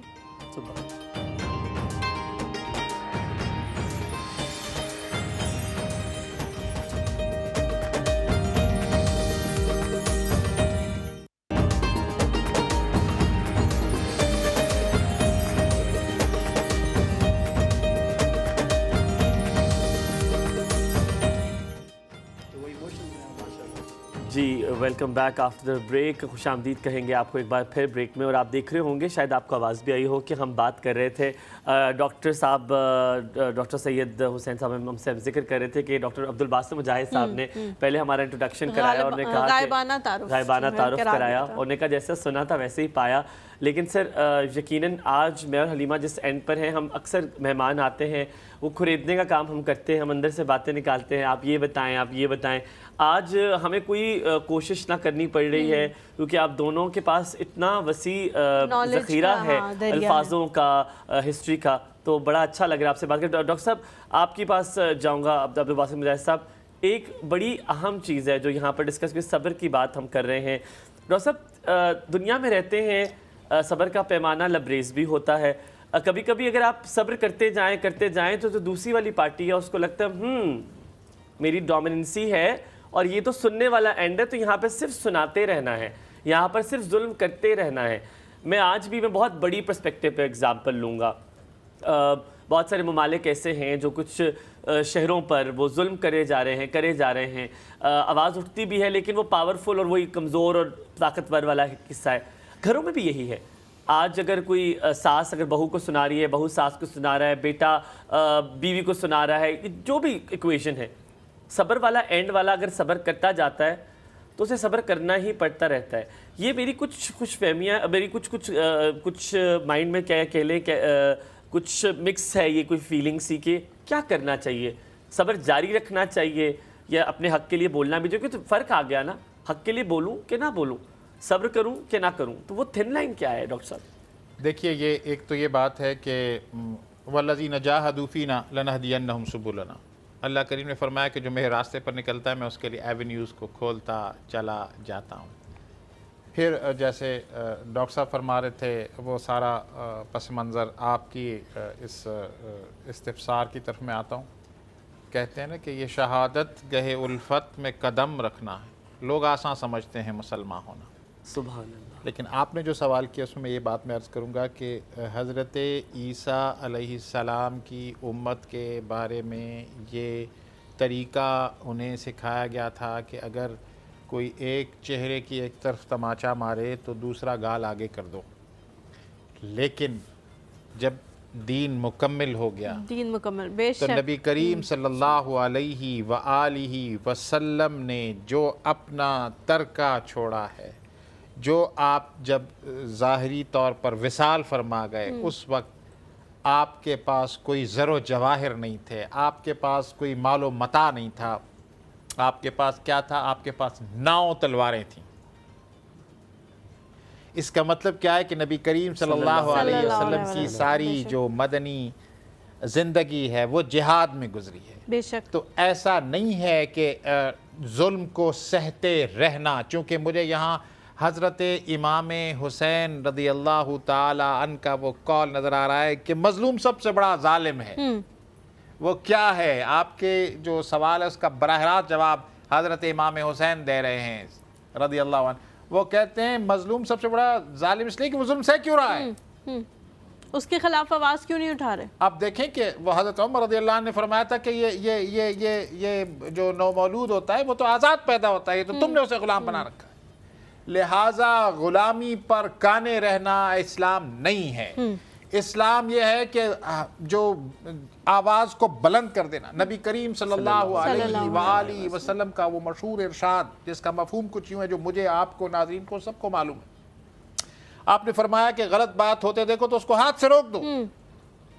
ہاتھ سے نہیں روک سکتے، اس کی حالت نہیں ہے، اتنی طاقت نہیں ہے، سچویشن نہیں ہے، تو زبان سے کہو کہ یہ بات غلط ہے. بے شک. اور زبان سے بھی نہیں کہہ سکتے تو دل میں بولا جانو. اور پھر اس کو پریورٹائز کر دیا، اس کو بتا دیا کہ یہ ایمان کی ضعیف ترین کمزور ترین حالت ہے. اور یہاں میں یہ بات بھی عرض کرتا چلوں کہ ہم اس ملک میں جو قربانیوں کے، یعنی نبی کریم صلی اللہ علیہ وسلم کے طریقے، امام حسین کے طریقے پر چل کے لوگوں نے اپنے سروں کی فصل کٹائی، لوگوں نے ہر طرح کی قربانی دے دی اسی حسینی راستے پر چل کر، تو یہ ملک ہمیں ملا ہے. اور اس ملک میں اللہ کے فضل سے ہمیں اس پوزیشن میں تو ہم ہیں کہ غلط کو غلط کہہ سکتے ہیں. دنیا میں کتنے ممالک ہیں، آپ سب لوگوں کو ایکسپوجر موجود ہے، یہ بات نہیں کی جا سکتی. تو یہ پھر ہمارا فرض بنتا ہے. اور پھر ظلم کو روکنا اصل میں بنیادی بات ہے، اور اس کے لیے اپنی جان کو ترج دینا. اور پھر جو مقصد ہوتا ہے، جو زندگی کا مقصد ہے، اس زندگی کے مقصد کے لیے جان کو جان آفری کے سپرد کر دینا. یہ آپ دیکھ لیجئے نا کہ جب اب ہم کیا سمجھتے ہیں امام حسین ایک شخصیت نہیں، امام حسین اب ایک استعارہ ہے. جو شخص کھڑا ہو جاتا ہے، جو شخص حق کے لیے اپنی سروں کو کٹانے کے لیے کھڑا ہو جاتا ہے، تو ہمیں نظر آتا ہے کہ یہ حسینی راستہ ہے، کسی کو بتانے کی ضرورت نہیں ہوتی. اور جو کمپرومائزز پر آ جاتا ہے، جو اپنے آپ کو بغیر پیندے کے ہر سچویشن میں بدل لیتا ہے، اس کو ہم سمجھ لیتے ہیں کہ یہ حسینی راستہ نہیں ہے. لہٰذا یہ اب کچھ شخصیت سے اتنی بلند ہو جاتی کہ ایک مثال بن جاتی ہیں. وہ کہتے ہیں نا کہ قتل حسین اصل میں مرگ یزید ہے، اسلام زندہ ہوتا ہے ہر کربلا کے بعد. تو اس کا مطلب ہے کہ کربلائیں بہت، یزید بہت.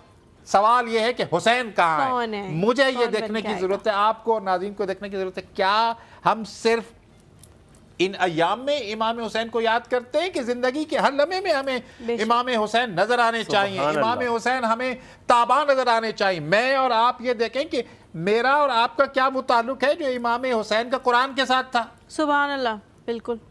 کیا میرا اور آپ کا، ناظرین، ہمارا وہ تعلق ہے کہ وہ کربلا میں اس سارے تیروں کے باوصف وہ اس وقت بھی نماز کا وقت ہوتا ہے تو نماز عشق ادا کرتے ہیں. نماز عشق ادا ہوتی ہے تلواروں کے سائے میں. یہ ٹھنڈا ٹھنڈا تو ہر کسی کو نظر آتا ہے. مجھے وہ شاعر اور اس کی وہ شاعر کی وہ بات اتنی دل کو ایسے لگ جاتی ہے اور وہ ہر وقت میں اس کو سامنے رکھتا ہوں. یہ ساری باتیں ہمایوں آپ کے سوال کے جواب میں عرض کر رہا ہوں.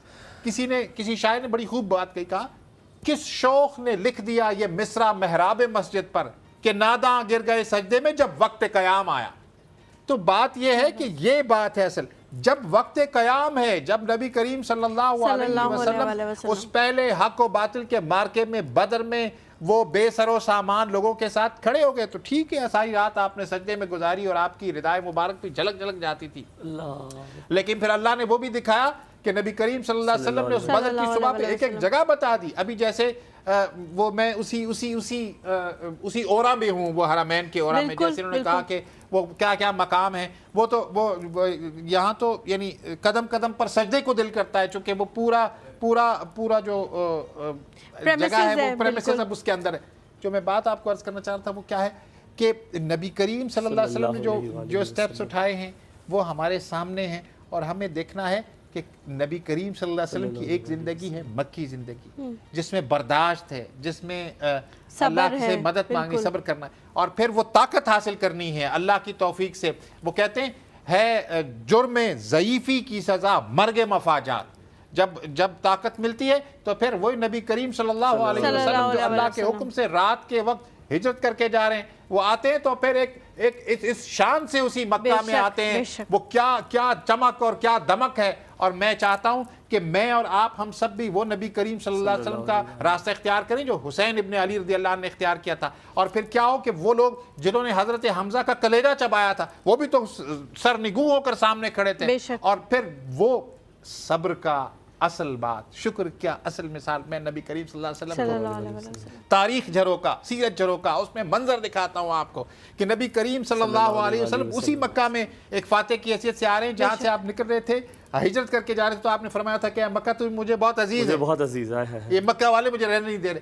اب آپ ایک فاتح کی حیثیت سے جا رہے ہیں تو ہونا کیا چاہیے, ایک عام انسان, میرے جیسا عام انسان, آپ جیسا عام انسان, وہ تو اکڑ کر پتہ نہیں کہاں چلا جائے گا. نبی کریم صلی اللہ علیہ وآلہ وسلم کی ٹھوڑی مبارک اونٹ کی کوہان سے لگ رہی ہے. اللہ کے شکر میں اس قدر جھک کر آپ داخل ہو رہے ہیں ایک فاتح کی حیثیت سے. پوری کائنات کی تاریخ کے طالب علم ہونے کیسے کہہ رہا ہوں کہ کوئی فاتح ایسا مجھے دکھا دے کہ کوئی ایسا فاتح ہو. اور پھر جا کے ان لوگوں سے جنہوں نے آپ کو کس حد تک تکلیف پہنچائی, ان سب سے پوچھتے ہیں کہ تم آج کے دن مجھ سے کیا ایکسپیکٹ کرتے ہو. تو یہ وہ دشمنوں سے, خون کے پیاسوں سے سوال کریں. وہ کہتے ہیں جنہوں نے ان پہ ظلم کیے تھے, جی وہ اس کے باوجود نبی کریم صلی اللہ علیہ وسلم کے جو اسوہ حسنہ وہ اس قدر بلند ہے, اس قدر ایلیویٹڈ ہے, اس قدر اوپر ہے کہ آپ کو جواب کیا آتا ہے اس کی مجمع سے. وہ کہتے ہیں کہ ہم آپ کو ایک کریم بھائی اور ایک کریم بھتیجا سمجھتے ہیں. اور پھر نبی کریم صلی اللہ علیہ وسلم ان لوگوں کو کیا کہتے ہیں, لا تثریب علیکم اليوم, جاؤ تمہیں چھوڑ دیا گیا ہے, انتم الطلقاء. تو یہ سارے منظر مجھے آپ کو زندگی کے ہر لمحے میں یاد رکھنے ہیں. اور یہ میں بات اس سیگمنٹ کی یہ بات اس پر ختم کرتا ہوں کہ آپ دیکھیے کہ حسینی راستہ کون سا ہے. آپ کا دل یہاں سے پکار کر کہے گا کہ اس وقت حسینی راستہ کون سا ہے اور یزید کا راستہ کون سا ہے, اور اختیار میرا اور آپ کا اپنا ہے انشاءاللہ. ڈاکٹر صاحب میں آپ کی طرف آؤں گی. جو سوال ہمایوں نے ڈاکٹر صاحب کی طرف کیا تھا کہ ہمیں پتہ نہیں لگتا کہ ہم نے کہاں بولنا ہے, کہاں نہیں بولنا, اور کہاں کس حد تک بولنا ہے, کیونکہ ہر بندے کی ایک کیپیسٹی ہے نا. اگر ہم اپنے ملک کو بھی دیکھیں تو ہمارے ملک کی بھی ایک کیپیسٹی ہے. ہم تھرڈ ورلڈ کنٹری ہے, ہم بہت کچھ کرنا چاہتے ہیں اپنے مسلمان بھائیوں کے لیے لیکن نہیں کر پاتے. تو یہ آپ نے اپنے آپ کو کیسے ایلیویٹ کرنا ہے کہ آپ ہر مظلوم کا ساتھ دے سکیں, ہر کسی کے ساتھ کھڑے ہو سکیں. یہ میں انفرادی طور پہ بھی پوچھ رہی ہوں کہ ہم اپنے آپ کو کیسے اتنا مضبوط بنائیں کہ جہاں غلط بات ہو رہی ہو ہم وہاں ڈٹ جائیں کہ نہیں, ہم یہاں سے پیچھے نہیں ہٹیں گے. کیونکہ بہت دفعہ ہمیں پیچھے ہٹنا پڑ جاتا ہے, بہت دفعہ ہمیں گھروں میں پیچھے ہٹنا پڑ جاتا ہے حق کی بات سے, بہت دفعہ ہمیں معاشرے میں بہت جگہ پیچھے ہٹنا پڑ جاتا ہے. کیسے اپنے آپ کو اس چیز پہ قائم رکھیں کہ چاہے کوئی مجھے کچھ بھی کہے لیکن جو مجھے پتہ ہے کہ میں حق کی بات کر رہا ہوں تو میں اس پہ کھڑا رہوں گا. بڑی خوبصورت آگے ڈسکشن چل رہی ہے. تو یہ جو ڈٹ جانا ہے نا کہ ایک باٹم لائن ہوتی ہے کہ یہ باٹم لائن ہے، اس سے پیچھے ہم نے نہیں ہٹنا ہے. یعنی آپ نے برداشت بھی کرنا ہے، صبر کرنا ہے، اور برداشت کی بہت زیادہ اہمیت ہے. اور گھریلو معاملات میں جیسے ہمایوں کہہ رہے تھے کہ گھر کے لیول پہ بھی یہ چیزیں موجود ہیں، تو گھر کے لیول سے آپ انسٹیٹیوشنز میں ہیں، آپ کسی ادارے کے سربراہ ہیں یا سب آرڈینیٹ ہیں، تو ہر ایک کے لیے جو راستہ اختیار کرنے کی بات ہے تو وہ نبی پاک صلی اللہ علیہ وآلہ وسلم کا اسوہ ہے. تو اسوہ حسنہ کہ ہم یہ کہتے ہیں کہ پیدائش سے لے کر مرنے تک کوئی سٹیپ ایسا نہیں ہے جس میں ہمیں رہنمائی فراہم نہ کر دی گئی ہو. تو کامیابی کا راستہ جو ہے کہ کہاں ٹالریٹ کرنا ہے، کہاں جو ہے وہ آپ نے اسالٹ کرنا ہے. ذرا جب کفار نے حملہ کیا، اور وہ اسی لیے کہا جاتا ہے نا کہ جب ایسی سچویشن بنتی ہے اور جب کفار آپ پر اور آپ نیت سے کر رہے ہوں تو اللہ پاک کی مدد آپ کے ساتھ شامل حال ہوتی ہے. وہ شاعر کہتا ہے نا کہ فضائے بدر پیدا کر، فرشتے تیری نصرت کو اتر سکتے ہیں گردوں سے قطار اندر قطار اب بھی. تو وہ اپنے آپ کو مضبوط کرنے کی وہ ضرورت ہے، اور نیت کی ضرورت ہے، اور صاف گوئی کی ضرورت ہے. اور جب یہ ساری چیزیں موجود ہوں گی، نیت اور وین دونوں چیزیں موجود ہوں، تو پھر اللہ کی مدد شامل حال ہوتی ہے. تو اس میں تو ہم یہ کہتے ہیں کہ قرآن اور احادیث ہر لمحے پہ رہنمائی فراہم کرتے ہیں. یہ قرآن پاک میں ہے نا کہ وَعِبَادُ الرَّحْمَنِ الَّذِينَ يَمْشُونَ عَلَى الْأَرْضِ هَوْنًا وَإِذَا خَاطَبَهُمُ الْجَاهِلُونَ قَالُوا سَلَامًا. کہ اور جب وہ عباد الرحمن جو ہیں زمین پر چلتے ہیں تو وہ اکڑ کر نہیں چلتے، نرمی سے چلتے ہیں. تو جو دین آپ کو چلنے کا بھی بتا رہا ہے تو وہ آپ کو باقی ادارے بنانے میں، لوگوں سے ڈیلنگ میں نہیں بتائے گا. وَإِذَا خَاطَبَهُمُ الْجَاهِلُونَ قَالُوا سَلَامًا.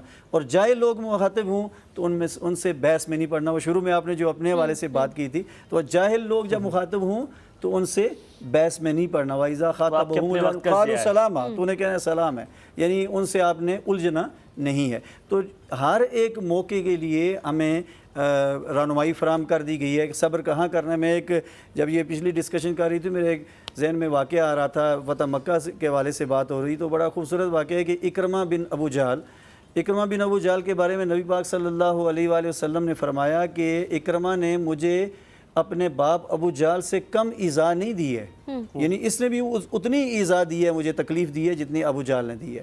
اب جب مکہ فتح ہوتا ہے تو جو ریزسٹ کرتا ہے نا، ایک گروپ صرف ایک جگہ پر مسلمانوں کے ساتھ ٹکر لیتا ہے، اور وہ اکرمہ تھا. یعنی اس کی سربراہی میں چند لوگ تھے جو وہاں کچھ مسلمان شہید ہوئے اور کچھ کفار مارے گئے. تو اکرمہ جب مکہ فتح ہوتا ہے تو بھاگ گیا، اور اس نے ارادہ کیا کہ وہ حبشہ چلا جائے اور یمن کی طرف گیا. تو جب اس کی بیوی پیچھے رہ گئی تو اس نے جب دیکھا کہ نبی پاک صلی اللہ علیہ وسلم نے کلیجہ چبانے والوں کو بھی معاف کر دیا اور سارے لوگوں کو جو ہے اکاموڈیٹ کیا، تو وہ پیچھے سواری لے کر گئی اور ساتھ کچھ بندے لے کر گئی کہ اسے واپس بلایا جائے. تو یہ تاریخ میں آتا ہے کہ وہ وہاں یمن میں کشتی میں بیٹھ چکا تھا جانے کے لیے، تو وہاں وہ پہنچی اور وہاں سے نیچے اتارا کہ نبی پاک صلی اللہ علیہ وسلم نے سب کو معاف فرما دیا. اب جب وہ واپس آ رہا ہے اور نبی پاک صلی اللہ علیہ وسلم نے اپنی مجلس میں تشریف فرما ہیں، تو صحابہ اکرام کو فرمایا کہ اکرمہ آ رہا ہے، مبادہ تم کوئی ایسا لفظ بولو جو اس کی طبیعت پر گراں گزرے. مبادہ تم کوئی ایسا لفظ بولو جو اس کی طبیعت پہ گراں گزرے.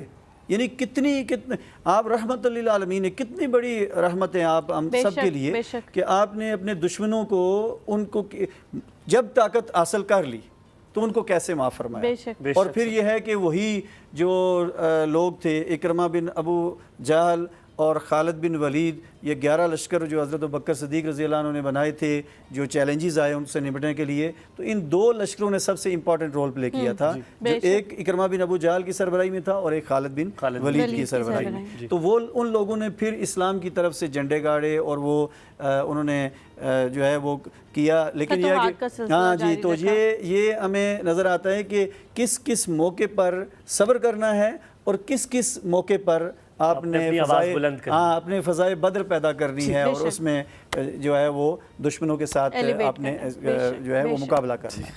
جی ہم لوگ یہاں پہ ایک چھوٹا سا بریک لیتے ہیں، بریک کے بعد گفتگو کے سلسلے کو جاری رکھیں گے، کہیں مت جائیے گا، ہمارے ساتھ رہیں۔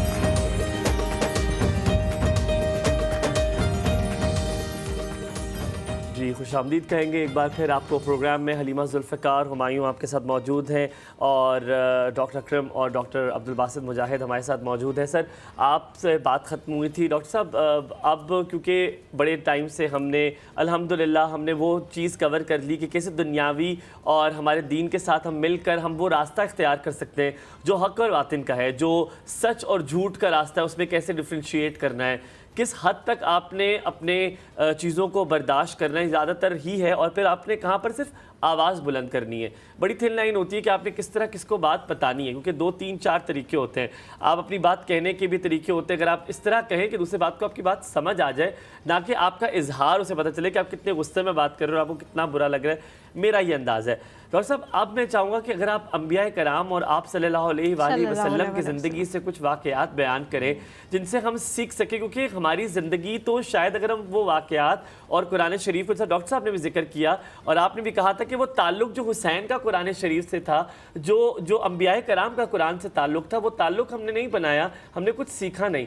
تو کچھ انبیاء کرام اور آپ صلی اللہ علیہ وآلہ وسلم کی زندگی سے کچھ اگر واقعات آپ ہمارے ساتھ شیئر کریں تو شاید ان واقعات سے، ان کی روشنی سے ہم کچھ سیکھ سکیں آج۔ دیکھیے بات تو اتنی خوبصورت اور اتنے وہ جھروکے کھل جاتے ہیں۔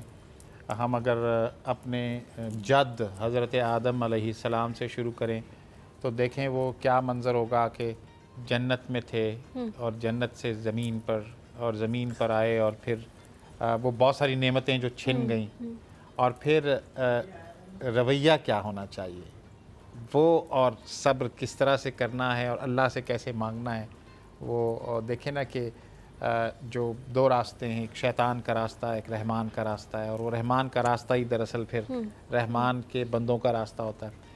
تو رحمان والے ابھی ڈاکٹر صاحب ذکر کر رہے تھے سورہ فرقان کا کہ اللہ کریم جب اپنے پیارے بندوں کا ذکر کرتا ہے تو اپنی صفت رحمانیت کے ساتھ کرتا ہے کہ یہ رحمان کے بندے وہ ہیں، بندے تو سارے اسی کے ہیں۔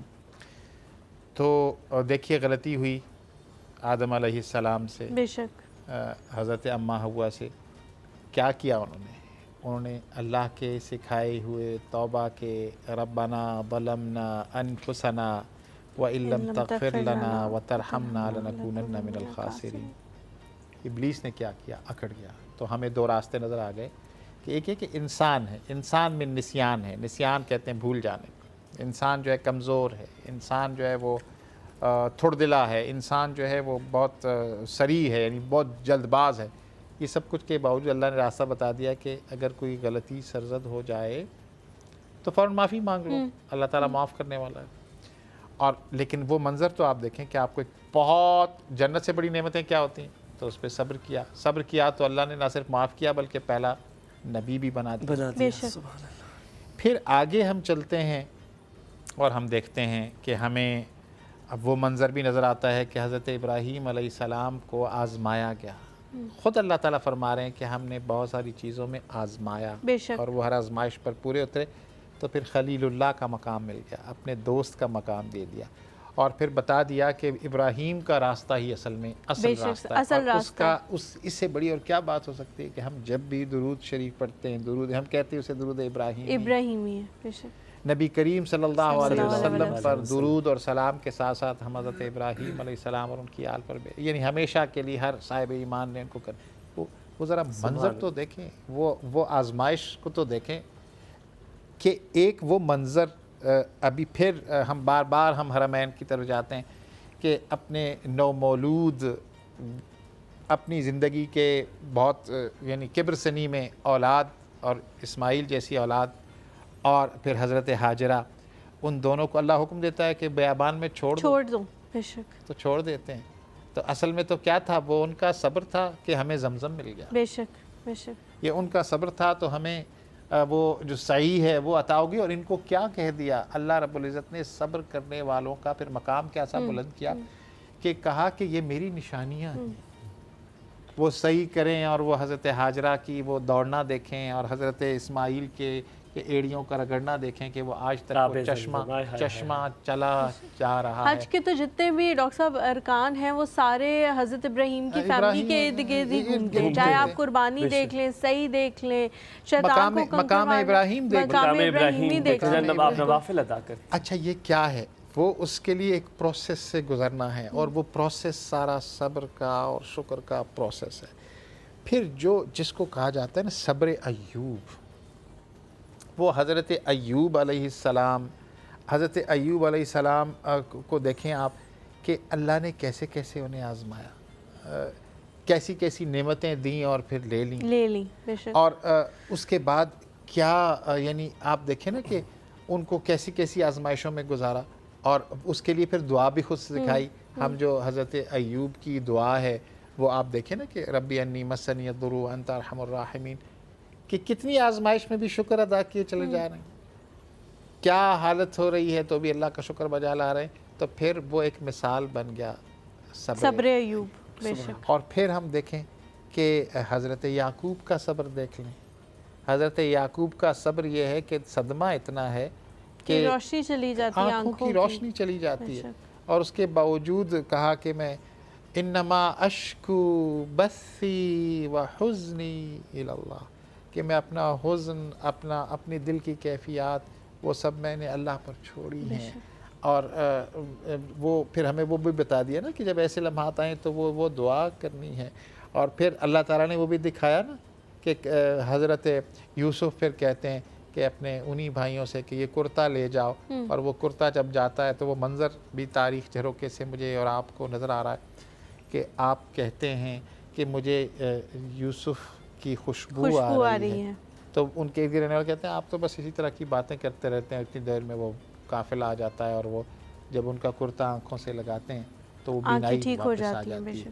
تو یہ سارے مناظر ہمیں نظر آ رہے ہیں، اور پھر یہ منتج ہوتے ہیں جب دین مکمل ہو رہا ہے، جب دین میچور ہو کر اس لیول پر پہنچ گیا کہ اللہ کریم نے فرمایا کہ الیوم اکملت لکم دینکم و اتممت علیکم نعمتی و رضیت لکم الاسلام دینا، یعنی وہ سرٹیفائیڈ کر دیا کہ آج کے دن میں نے آپ کے لیے اسلام کو مکمل کر دیا اور دین اسلام کو آپ کی طرف سے قبول کر لیا۔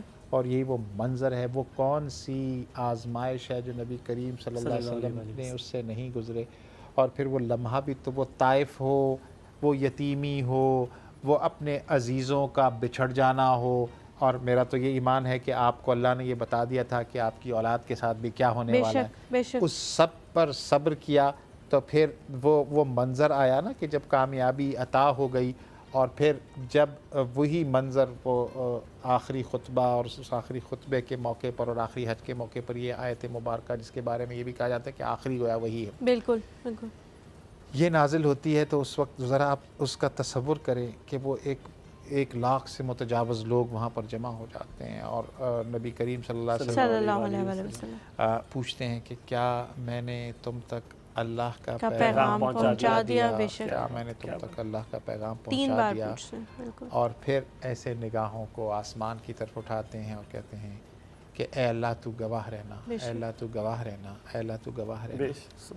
تو میں اور آپ بھی ذرا یہ انبیاء والا صبر، اس کا راستہ اختیار کریں گے تو پھر وہ مقام آئے گا کہ ہم بھی اللہ کو گواہ بنا کر کہہ سکیں کہ اے اللہ تو گواہ رہنا، جتنی ہماری استطاعت تھی اس میں ہم نے کر دیا، چونکہ اللہ کریم اتنے کریم ہے نا، وہ کہتے ہیں وَكَتَبَ عَلَيْهِ الرَّحْمَةَ، اللہ کریم کہتے ہیں کہ میں نے اپنے اوپر رحمت کا کرنا فرض کر لیا۔ سبحان اللہ۔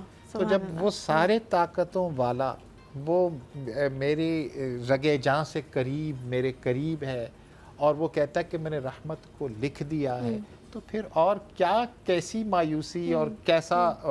اور آپ دیکھیں کہ وہ پھر صبر جو اپنی معراج پر نظر آتا ہے ہمیں، نبی کریم صلی اللہ علیہ وسلم کے پاکیزہ خون کی روانی کے ساتھ امام حسین کی شکل میں جو ہمیں نظر آ رہا ہے۔ اور آپ ذرا تصور تو کریں کہ وہ پیاسا علی اصغر وہ نبی کریم صلی اللہ علیہ وسلم کا صلی جگر اللہ گوشہ، علیہ وسلم. وہ اس پیاس کی عالم میں حضرت امام حسین کے ہاتھوں میں ہے، اور وہ پانی کی بجائے وہ حلق پر تیر لگتا ہے. اور ذرا میں اور آپ بھی ذرا تصور کر کے دیکھیں، ہم صرف سن رہے ہیں، اور اس کے وہ نیاز بھی اللہ کے حضور وہ ننھی جان بھی پیش کر دیتے ہیں. پھر بات آتی ہے جوانی کی، تو حضرت علی اکبر کو آپ دیکھیں کہ وہ کہتے ہیں کہ حضرت علی اکبر کو اللہ نے نبی کریم صلی اللہ علیہ وسلم سے بہت مشابہت عطا کی ہوئی تھی. بے شک بالکل. وہ بھی اس راستے میں قربان ہو جاتے ہیں، اور اپنی جان بھی جانے. آپ دیکھیں کمپرومائز تو کر سکتے تھے نا. بات کیا تھی؟ آج میں اور آپ اپنی زندگی میں کیوں وہ راستہ عزیمت کا راستہ اختیار نہیں کرتے؟ کیوں کمپرومائزز کو ہم سمجھتے ہیں کہ ہر وقت کمپرومائز ہی کرنا ہے؟ وہ ہمیں یہ سبق دے گئے کہ آپ کی پریارٹی کیا ہے. چونکہ اللہ کریم نے خود بتا دیا اپنے نبی کریم صلی اللہ علیہ وسلم کے توسط سے کہ اگر تمہیں اللہ اور اس کے رسول صلی اللہ علیہ وسلم سب سے زیادہ عزیز نہیں ہے تو پھر تمہارے ایمان کی کوئی حیثیت مکمل ہی نہیں ہے. بالکل. پھر ایک جو آیہ مبارکہ ہے، میں سمجھتا ہوں کہ ناظرین کو بھی اس کی طرف بار بار رجوع کرنا چاہیے. اس میں اللہ کریم نے سارے رشتے گنوا دیے ہیں. اللہ کریم کہتے ہیں ان کان آباؤکم و ابناؤکم و ازواجکم و عشیرتکم و اموال اقترفتموها و تجارة تخشون کسادها و مساکن ترضون احب الیکم من اللہ و رسولہ و جہاد فی سبیلہ فتربصوا حتی یأتی اللہ بامرہ. اختصار کے ساتھ عرض کرتا چلوں کہ اللہ کریم نے کہا کہ اگر تمہیں اپنے باپ، اپنی اولاد، اپنے بھائی، اپنے اہل و عیال یعنی آپ کی بیویاں یا اس کا اسپاؤز، اور آپ کے باقی رشتہ دار، آپ کے مال، آپ کے کاروبار، آپ کے گھر، اگر آپ کو اللہ سے اور اس کے رسول صلی اللہ علیہ وسلم سے اور اللہ کے راستے میں جہاد کرنے سے زیادہ عزیز ہے نا، پھر انتظار کریں کہ اللہ اپنے امر کو لے آئے. اللہ تو ہم سب کو اپنا خود احتسابی کرنی ہے. آج کی اس 8 محرم کے لمحات میں ہم نے یہ دیکھنا ہے کہ کیا ہمیں کوئی بھی رشتہ، کوئی بھی ایسی چیز جو عزیز ہے ہمیں، کیا وہ ہم اللہ کے راستے میں قربان کرنے کے لیے تیار ہیں؟ یہ جو ہم عید الاضحیٰ کے موقع پر اللہ کے راستے میں جانور قربان کریں، یہ تو سمبولک ہے نا. سمبولک تو یہ اصل میں تو ہم سنت ابراہیمی جیسے بھی آپ کہہ رہی تھیں، سنت ابراہیم پر عمل کر رہے تھے تو کہ سب سے عزیز متاع یعنی ماں باپ کو تو اپنی جان سے زیادہ اولاد عزیز ہوتی ہے. اور پھر وہ اولاد بھی تو دیکھیں نا، کیا ہم اتنی اس طرح اپنی اولاد کو تیار کرتے ہیں کہ جب اللہ کا حکم آتا ہے اور جب بیان کرتے ہیں حضرت ابراہیم حضرت اسماعیل سے تو وہ کہتے ہیں کہ آپ اللہ کا جو حکم ہے کر گزریے. اور پھر وہ ذرا دیکھیں وہ جو کاتب تاریخ ہے، جو اللہ کے فرشتے ہیں، جو خود اللہ تعالیٰ، وہ کیا دیکھ رہے ہوں گے کہ حضرت اسماعیل اپنے والد بزرگوار حضرت ابراہیم سے کہتے ہیں کہ ابا جان آپ میرا ماتھا زمین کی طرف کر لیجئے، ایسا نہ ہو کہ جب آپ چھری پھیرنے لگیں تو میرا چہرہ اور آپ وہ کر لیں.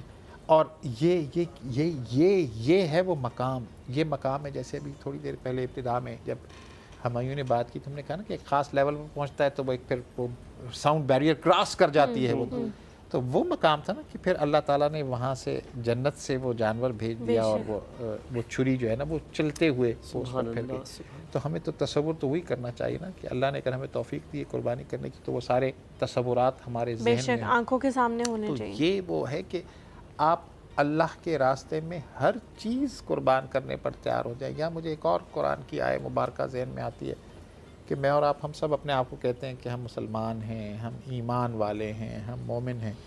تو وہ ایک لٹمس ٹیسٹ کی سی آیت مبارکہ اللہ کریم نے، ایک کسوٹی کی سی اللہ تعالیٰ نے آیت مبارکہ قرآن میں ہمیں عطا کر دی. کہا کہ ان اللہ اشتری من المؤمنین انفسهم واموالهم بان لهم الجنہ، بے شک اللہ نے مومنوں سے ان کی جانیں اور ان کے مال جنت کے بدلے خرید لیے. سبحان اللہ سبحان اللہ. اگر ہم اپنے آپ کو مومن کہہ رہے ہیں تو پھر تو نہ جان ہماری ہے نہ مال ہمارا. تو جب جس کا ہے اسی نے دیا، اسی کے راہ میں دے دیا. حق تو یہ ہے کہ حق ادا نہ ہوا. تو یہ سارے اسباق ہمیں انبیاء، نبی کریم صلی اللہ علیہ وسلم اور اہل بیت اطہار کے اسوے سے واضح ہو جاتے ہیں. بالکل جی. ہم یہاں پہ ایک چھوٹا سا بریک لیتے ہیں، بریک کے بعد واپس آئیں گے. کہیں مت جائے گا ہمارے ساتھ.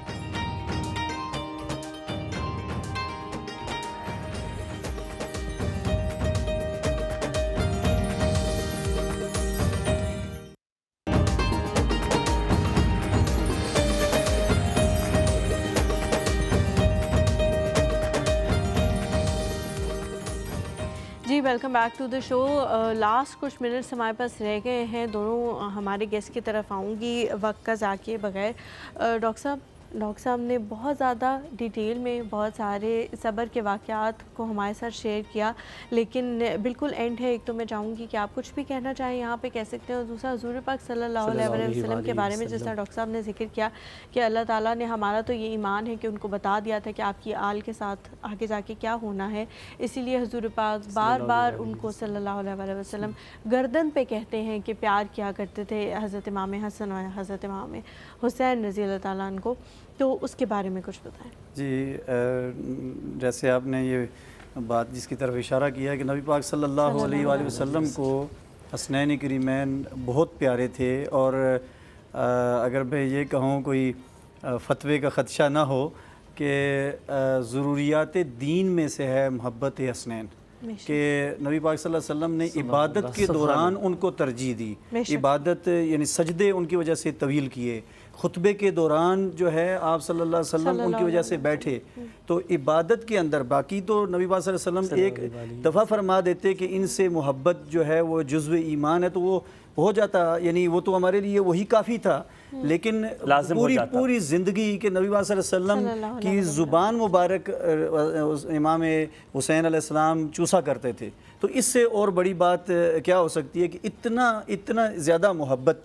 और जो अंबिया कराम के बारे में ना कि बहुत औसाफ, सारे अंबिया में बहुत औसाफ थे, कि ये शायर जो कहते हैं ना कि हुस्न नबी पाक सल्लल्लाहु अलैहि वसल्लम के बारे में कि हुस्न यूसुफ दमे ईसा यदे बैज़ादारी आँच खूबा हमादारन तो तनहादारी, कि जो यूसुफ का हुस्न था और हज़रत ईसा अलैहिस्सलाम के पास वो जो दम में असर था, और मूसा अलैहिस्सलाम के पास जो दमे ईसा यद बैज़ा, उनके पास जो वो हाथ का वो मोइज़ा था, ये सारी, यानी ये तो मिसाल दी है ना शायर ने कि ये सारे औसाफ कमालात नबी पाक सल्लल्लाहु अलैहि वसल्लम की ज़ात मुबारक का हिस्सा थे। लेकिन नबी पाक सल्लल्लाहु अलैहि वसल्लम की ज़ात मुबारक में जब आप फरमाते ना अल हुसैन व मिन्नी व अना मिनल हुसैन, तो अल हुसैन व मिन्नी तो समझ आता है, लेकिन अना मिनल हुसैन कैसे है कि मैं हुसैन से हूँ। तो वो जो एक वस्फ़ है, जो कमाल है वो शहादत का, वो कि आप सल्लल्लाहु अलैहि वसल्लम ने फरमाया कि ये मेरे जिस्म का हिस्सा है, मेरी ज़ात का हिस्सा है, तो वो हुसैन से वो वस्फ़ नबी पाक सल्लल्लाहु अलैहि वसल्लम का पूरा होता है जो शहादत का वस्फ़ है। और जो हज़रत मोइनुद्दीन चिश्ती अजमेरी रहमतुल्लाह अलैह ने फरमाया, वो दूसरा पहलू है, इसी का दूसरा पहलू है अना मिनल हुसैन का, कि शाह अस्त हुसैन पादशाह अस्त हुसैन दी अस्त हुसैन दी पना अस्त हुसैन सरदाद नदाद दस्त दर दस्त यजीद हक्का के बिनाए ला इला अस्त हुसैन। बिनाए ला इला क्या है? वो ला इला को जब चैलेंज दरपेश हुआ, ला इला इल्लल्लाह सिर्फ इबादत का नाम तो नहीं है, ला इला इल्लल्लाह पूरी माशरती ज़िंदगी का ये हम कहते हैं कि वे ऑफ लाइफ है, तर्ज़ ज़िंदगी है। इस्लाम एक तर्ज़ ज़िंदगी का नाम है। तो उस तर्ज़ ज़िंदगी पर जब अटैक होता है तो इमाम अली मकाम उस पर कुर्बानी देते हैं। ये अना मिनल हुसैन है, ये अना मिनल हुसैन की यहाँ यानी वो पूरी होती है। तो वो जो पीछे जो बात चल रही थी ना कि ये किस मौके पर सख्ती और किस मौके पर नरमी, तो वो कुरान उस जमात के बारे में जो नबी पाक सल्लल्लाहु अलैहि वसल्लम ने तैयार फरमाई, तो उसके बारे में कुरान ये कहता है अशिद्दा उलल कुफ़ार रहमाउ बैनहुम, यानी वो कुफ़ार पर सख्त हैं, शिद्दत मजाज हैं और आपस में बड़े नरम हैं। मैं इस पे हज़रत अली करमुल्लाह वजह की आखिरी दौर की एक बात करके मैं ख़त्म करना चाहूँगा कि आप तशरीफ़ फरमा हैं, आपकी खिलाफत का दौर है और उम्र उस वक्त आपकी ज़्यादा है, और आप अपने मसाहिब हैं उनके में बैठे हुए, एक नया आदमी वहाँ के बैठता है, आप अखरोट तोड़ रहे हैं, दांतों से अखरोट तोड़ते हैं तो वो नहीं टूटता, तो वो उसके चेहरे पर कोई असरात नज़र आते हैं। तो आप जो है, आपसे ज़्यादा इल्म रखने वाला कौन है? आप बाबुल इल्म हैं। तो आपने उसके चेहरे पर देख के कहा कि तुम किस लिए आए थे और ये तुम्हारे चेहरे पर तरद्दुद, तो उसने कहा कि मैंने तो उस बड़ा सुना था कि आपकी शुजाअत और आपकी बहादुरी, और आपसे एक अखरोट तो टूट नहीं रहा। तो आपके चेहरे का रंग तब्दील हो गया, तगय्युर आ गया। आपने अपनी पगड़ी मुबारक रखी, सर पे सीधी की और तलवार उठाई और खड़े हुए, तो फरमाया कि आज भी अगर कुफ्र के मुकाबले में अली खड़ा होगा तो उसकी तलवार उसी तरह है जिस तरह बद्र में थी, ओहद में थी, खंदक में थी, खैबर में थी। तो ये वो यानी हमारे लिए लेसन है कि जब कुफ्र के मुकाबले में हैं, जब غلط چیز کے باطل کے مقابلے میں ہیں تو اس وقت آپ کا رویہ کیا ہے، بالکل مختلف اور ہے، جس وقت آپ اپنوں میں بیٹھے ہیں تو اس وقت آپ کا اس وقت معافی ہے، اس وقت آپ نے اکاموڈیٹ کرنا ہے، ٹالریٹ کرنا ہے، برداشت کرنا ہے، معاف کرنا ہے۔ معاف کرنے کی بہت بڑی اہمیت ہے، تو اس کی وقت کی ضرورت ہے۔ امام علی مقام کی پوری زندگی، امام حسین علیہ السلام کی پوری زندگی، اور کربلا ایک پورے انسٹیٹیوشن کا نام ہے، ادارے کا نام ہے۔ اس سے ہمیں جو رہنمائی ملتی ہے زندگی کے ہر پہلو کے لیے ملتی ہے، زندگی کے ہر پہلو کے لیے ملتی ہے کہ ہم نے کیسے بیہیو کرنا ہے، اور دین کے لیے جب بات آئے، دین کے لیے قربانی دینے کی بات آئے، پھر حد سے گزر جانا ہے اور اپنا سب کچھ لٹا کے، کہ وہ کہا جاتا ہے نا کہ جو پانی بند کیا گیا، کربلا والوں پر پانی بند کیا گیا، تو جو پانی پیتے رہے وہ مر گئے، اور جو پیاسے رہے وہ آج بھی زندہ ہیں۔ سر، آپ دونوں کے پاس یقیناً جو ذخیرہ ہے اس سے ہم استفادہ کرنا چاہتے ہیں۔ اس پر ایک بات میں ڈاکٹر صاحب عبدالباسط بھائی کو آخر میں تھوڑا سا اسپیسیفائی کر دوں گا۔ آپ نے بڑی خوبصورت بات کی تھی حلیمہ، انہوں نے کہا کہ کیوں ان ایام میں ہی، اور کہ کیوں رمضان کا انتظار کرتے ہیں، ہم ان دنوں کا انتظار کرتے ہیں جب ہم یہ چیزیں سیکھ سکیں، جب سیکھنے کا جو شوق ہے وہ پیدا ہو۔ کیوں نہیں پوری زندگی یہ طرز، ہر روز، ہر گھنٹہ، ہر منٹ، ہر سانس ہم اس طرح نہیں گزارتے جس طرح ہمیں اس کا کہا گیا ہے۔ اس بارے میں اگر آپ آخر میں کچھ اگر کہہ دیں، اور تاکہ وہ ہم پوری ڈیلی لائف میں اس کو یوز کر سکیں۔ دیکھیے، میں ایک بات عرض کرنا چاہوں گا کہ قرآن کہتا ہے کہ نبی کریم صلی اللہ علیہ وسلم نے لوگوں سے مخاطب ہو کر کہا، اور اللہ نے گویا نبی کریم صلی اللہ علیہ وسلم کی بات ہمیں بتا دی کہ اِلَّا الْمَوَدَّةَ لِلْقُرْبَىٰ، کہ میں تم سے اور کچھ نہیں مانگتا، صرف میں تم سے اپنے اہل بیت کی محبت مانگتا۔ سبحان اللہ۔ تو یہ نبی کریم صلی اللہ علیہ وسلم نے فرمایا ہے۔ میں تو اس دل پر حیران ہوں کہ وہ دل جو نبی کریم صلی اللہ علیہ وسلم کی اولاد کی محبت سے اگر خالی ہے تو وہ اپنا ٹھکانہ خود دیکھ لے کہ اس دنیا میں کیا ہوگا اور آخرت میں کیا ہوگا۔ ہمیں یہ دیکھنا ہے ہر لمحے میں کہ کیا ہمارے دلوں میں مودت نبی کریم صلی اللہ علیہ وسلم کے اقربا کے ساتھ ہے، کیا ہم نبی کریم صلی اللہ علیہ وسلم کے اہل بیت، آپ کی اولاد، آپ کی ازواج، آپ کے اصحاب، ان کے بارے میں ہمارا رویہ کیا ہے؟ وہ رویہ اگر ہم درست کر لیں، آج کی ان بابرکت جو لمحات ہیں ان کی وجہ سے، آپ دیکھیں تو صحیح کہ مسجد نبوی میں جب آدمی جاتا ہے اور مسجد نبوی میں جب آدمی دیکھتا ہے کہ اس پہ کن کن کے نام لکھ رکھے ہیں، ہمارا اس وقت جو المیہ ہے وہ ہم نے اپنے آپ کو تقسیم کر رکھا ہے۔ نبی کریم صلی اللہ علیہ وسلم ہم سب کے نبی ہیں، قرآن ہم سب کے لیے اللہ کا کلام ہے، اور ہم نے یہ جو تقسیم کر رکھا ہے کہ ہم نے نبی کریم صلی اللہ علیہ وسلم سے جو منسلک ہے، میری تو جبین اس کے خاک پا کے تلے ہے۔ تو بات یہ ہے کہ دیکھنا یہ چاہیے کہ رشتہ کس کے ساتھ ہے، اور پھر ایک رشتہ میرا، آپ کا، ہم سب کا بھی تو نبی کریم صلی اللہ علیہ وسلم کے پاس ہے۔ اور میں صرف یہ عرض کرنا چاہوں گا کہ صرف ایام کی بات نہیں ہے، ایام میں یاد دہانی تو کرائی جا سکتی ہے۔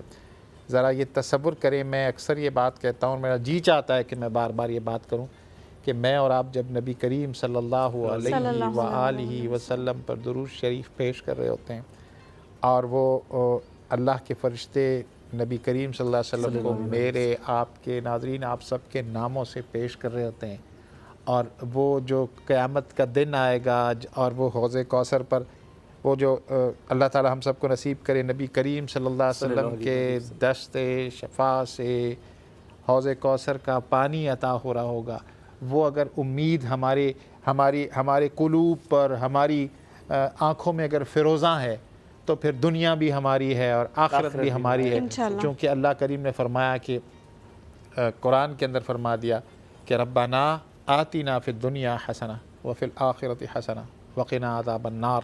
اور یہاں میں یہ چاہتا ہوں کہ آج کے دن ہم یہ بات اپنے دلوں میں جاگزیں کر لیں کہ میں تو آسمان کی طرف، اللہ کی طرف ندا کر کے کہتا ہوں کہ میں نبی کریم صلی اللہ علیہ وسلم کے اہل بیت اور امام حسین کی طرف کھڑا ہوں، اور میری یہ خواہش ہے کہ میرا جب جان آفریں کے سپرد ہو تو اللہ کریم مجھے نبی کریم صلی اللہ علیہ وسلم کے جھنڈے کے نیچے جگہ عطا کرے، اور آپ سب کے لیے ناظرین، اس پوری ٹیم کے لیے، آپ لوگوں کے لیے بھی یہ دعا ہے کہ اللہ کریم ہمیں حسینی محبت عطا کرے اور نبی کریم صلی اللہ علیہ وسلم کے آل سے، آپ کی اولاد سے محبت عطا کرے۔ آمین آمین۔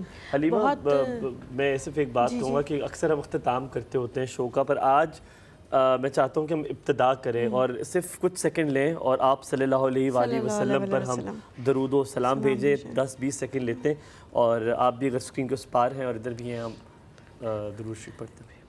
اللہم صلی علی محمد وعلی آل محمد کما صلیت علی ابراہیم وعلی آل ابراہیم انک حمید مجید۔ یہ جو مہینے ہیں ہمایوں، کچھ مہینے اس قسم کے ہیں جن کو اللہ تعالیٰ نے حرمت والے مہینوں میں شامل کیا ہے، جس میں ذوالقعدہ ہے، ذوالحجہ ہے، محرم ہے اور رجب ہے۔ یہ 4 مہینے جو ہیں اللہ تعالیٰ نے کہا ہے کہ یہ حرمت والے مہینے ہیں، ان کا جو عزت ہے، ان کی عزت کرنا ہم سب پہ فرض ہے۔ تو اور اگر کسی چیز کو آپ لوگ نہیں دیکھ رہے تو اسی چیز کو دیکھ لیں کہ اللہ تعالیٰ نے کیا حکم دیا ہے۔ اور کچھ معاملات ہم یہ نہیں کہتے کہ اپنا بالکل طرز زندگی بدل لیں، بہت مشکل ہوتا ہے بدلنا، بہت زیادہ مشکل، لیکن ان مہینوں کا احترام کریں اور یہ کوشش کریں کہ ان مہینوں میں روزہ رکھ لیں، کیونکہ آگے آنے والے دنوں میں بھی عاشورہ کے دن کہا جاتا ہے کہ روزہ رکھنا چاہیے۔ باقی مہینوں میں اگر رمضان کے علاوہ ہم کچھ دن ایسے دیکھیں، کچھ ایام ایسے دیکھیں جس میں حضور پاک صلی اللہ علیہ وسلم روزہ رکھا کرتے تھے اور ان دنوں کو باقی دنوں سے بہتر دن قرار دیا گیا ہے، تو اس میں بھی یہ دن آتے ہیں۔ تو کوشش کریں کہ اس طرح کی چیزیں کریں۔ اللہ تعالیٰ بہت زیادہ غفور الرحیم ہے، جس طرح ڈاکٹر صاحب نے کہا، ڈاکٹر عبدالباسط مجاہد صاحب نے، کہ اس نے رحم کو اپنے اوپر فرض کر لیا ہے۔ وہ بہت رحیم ہے، معاف کرنے والا ہے، اور کوئی چھوٹی سی ادا بھی ہو سکتا ہے اس کی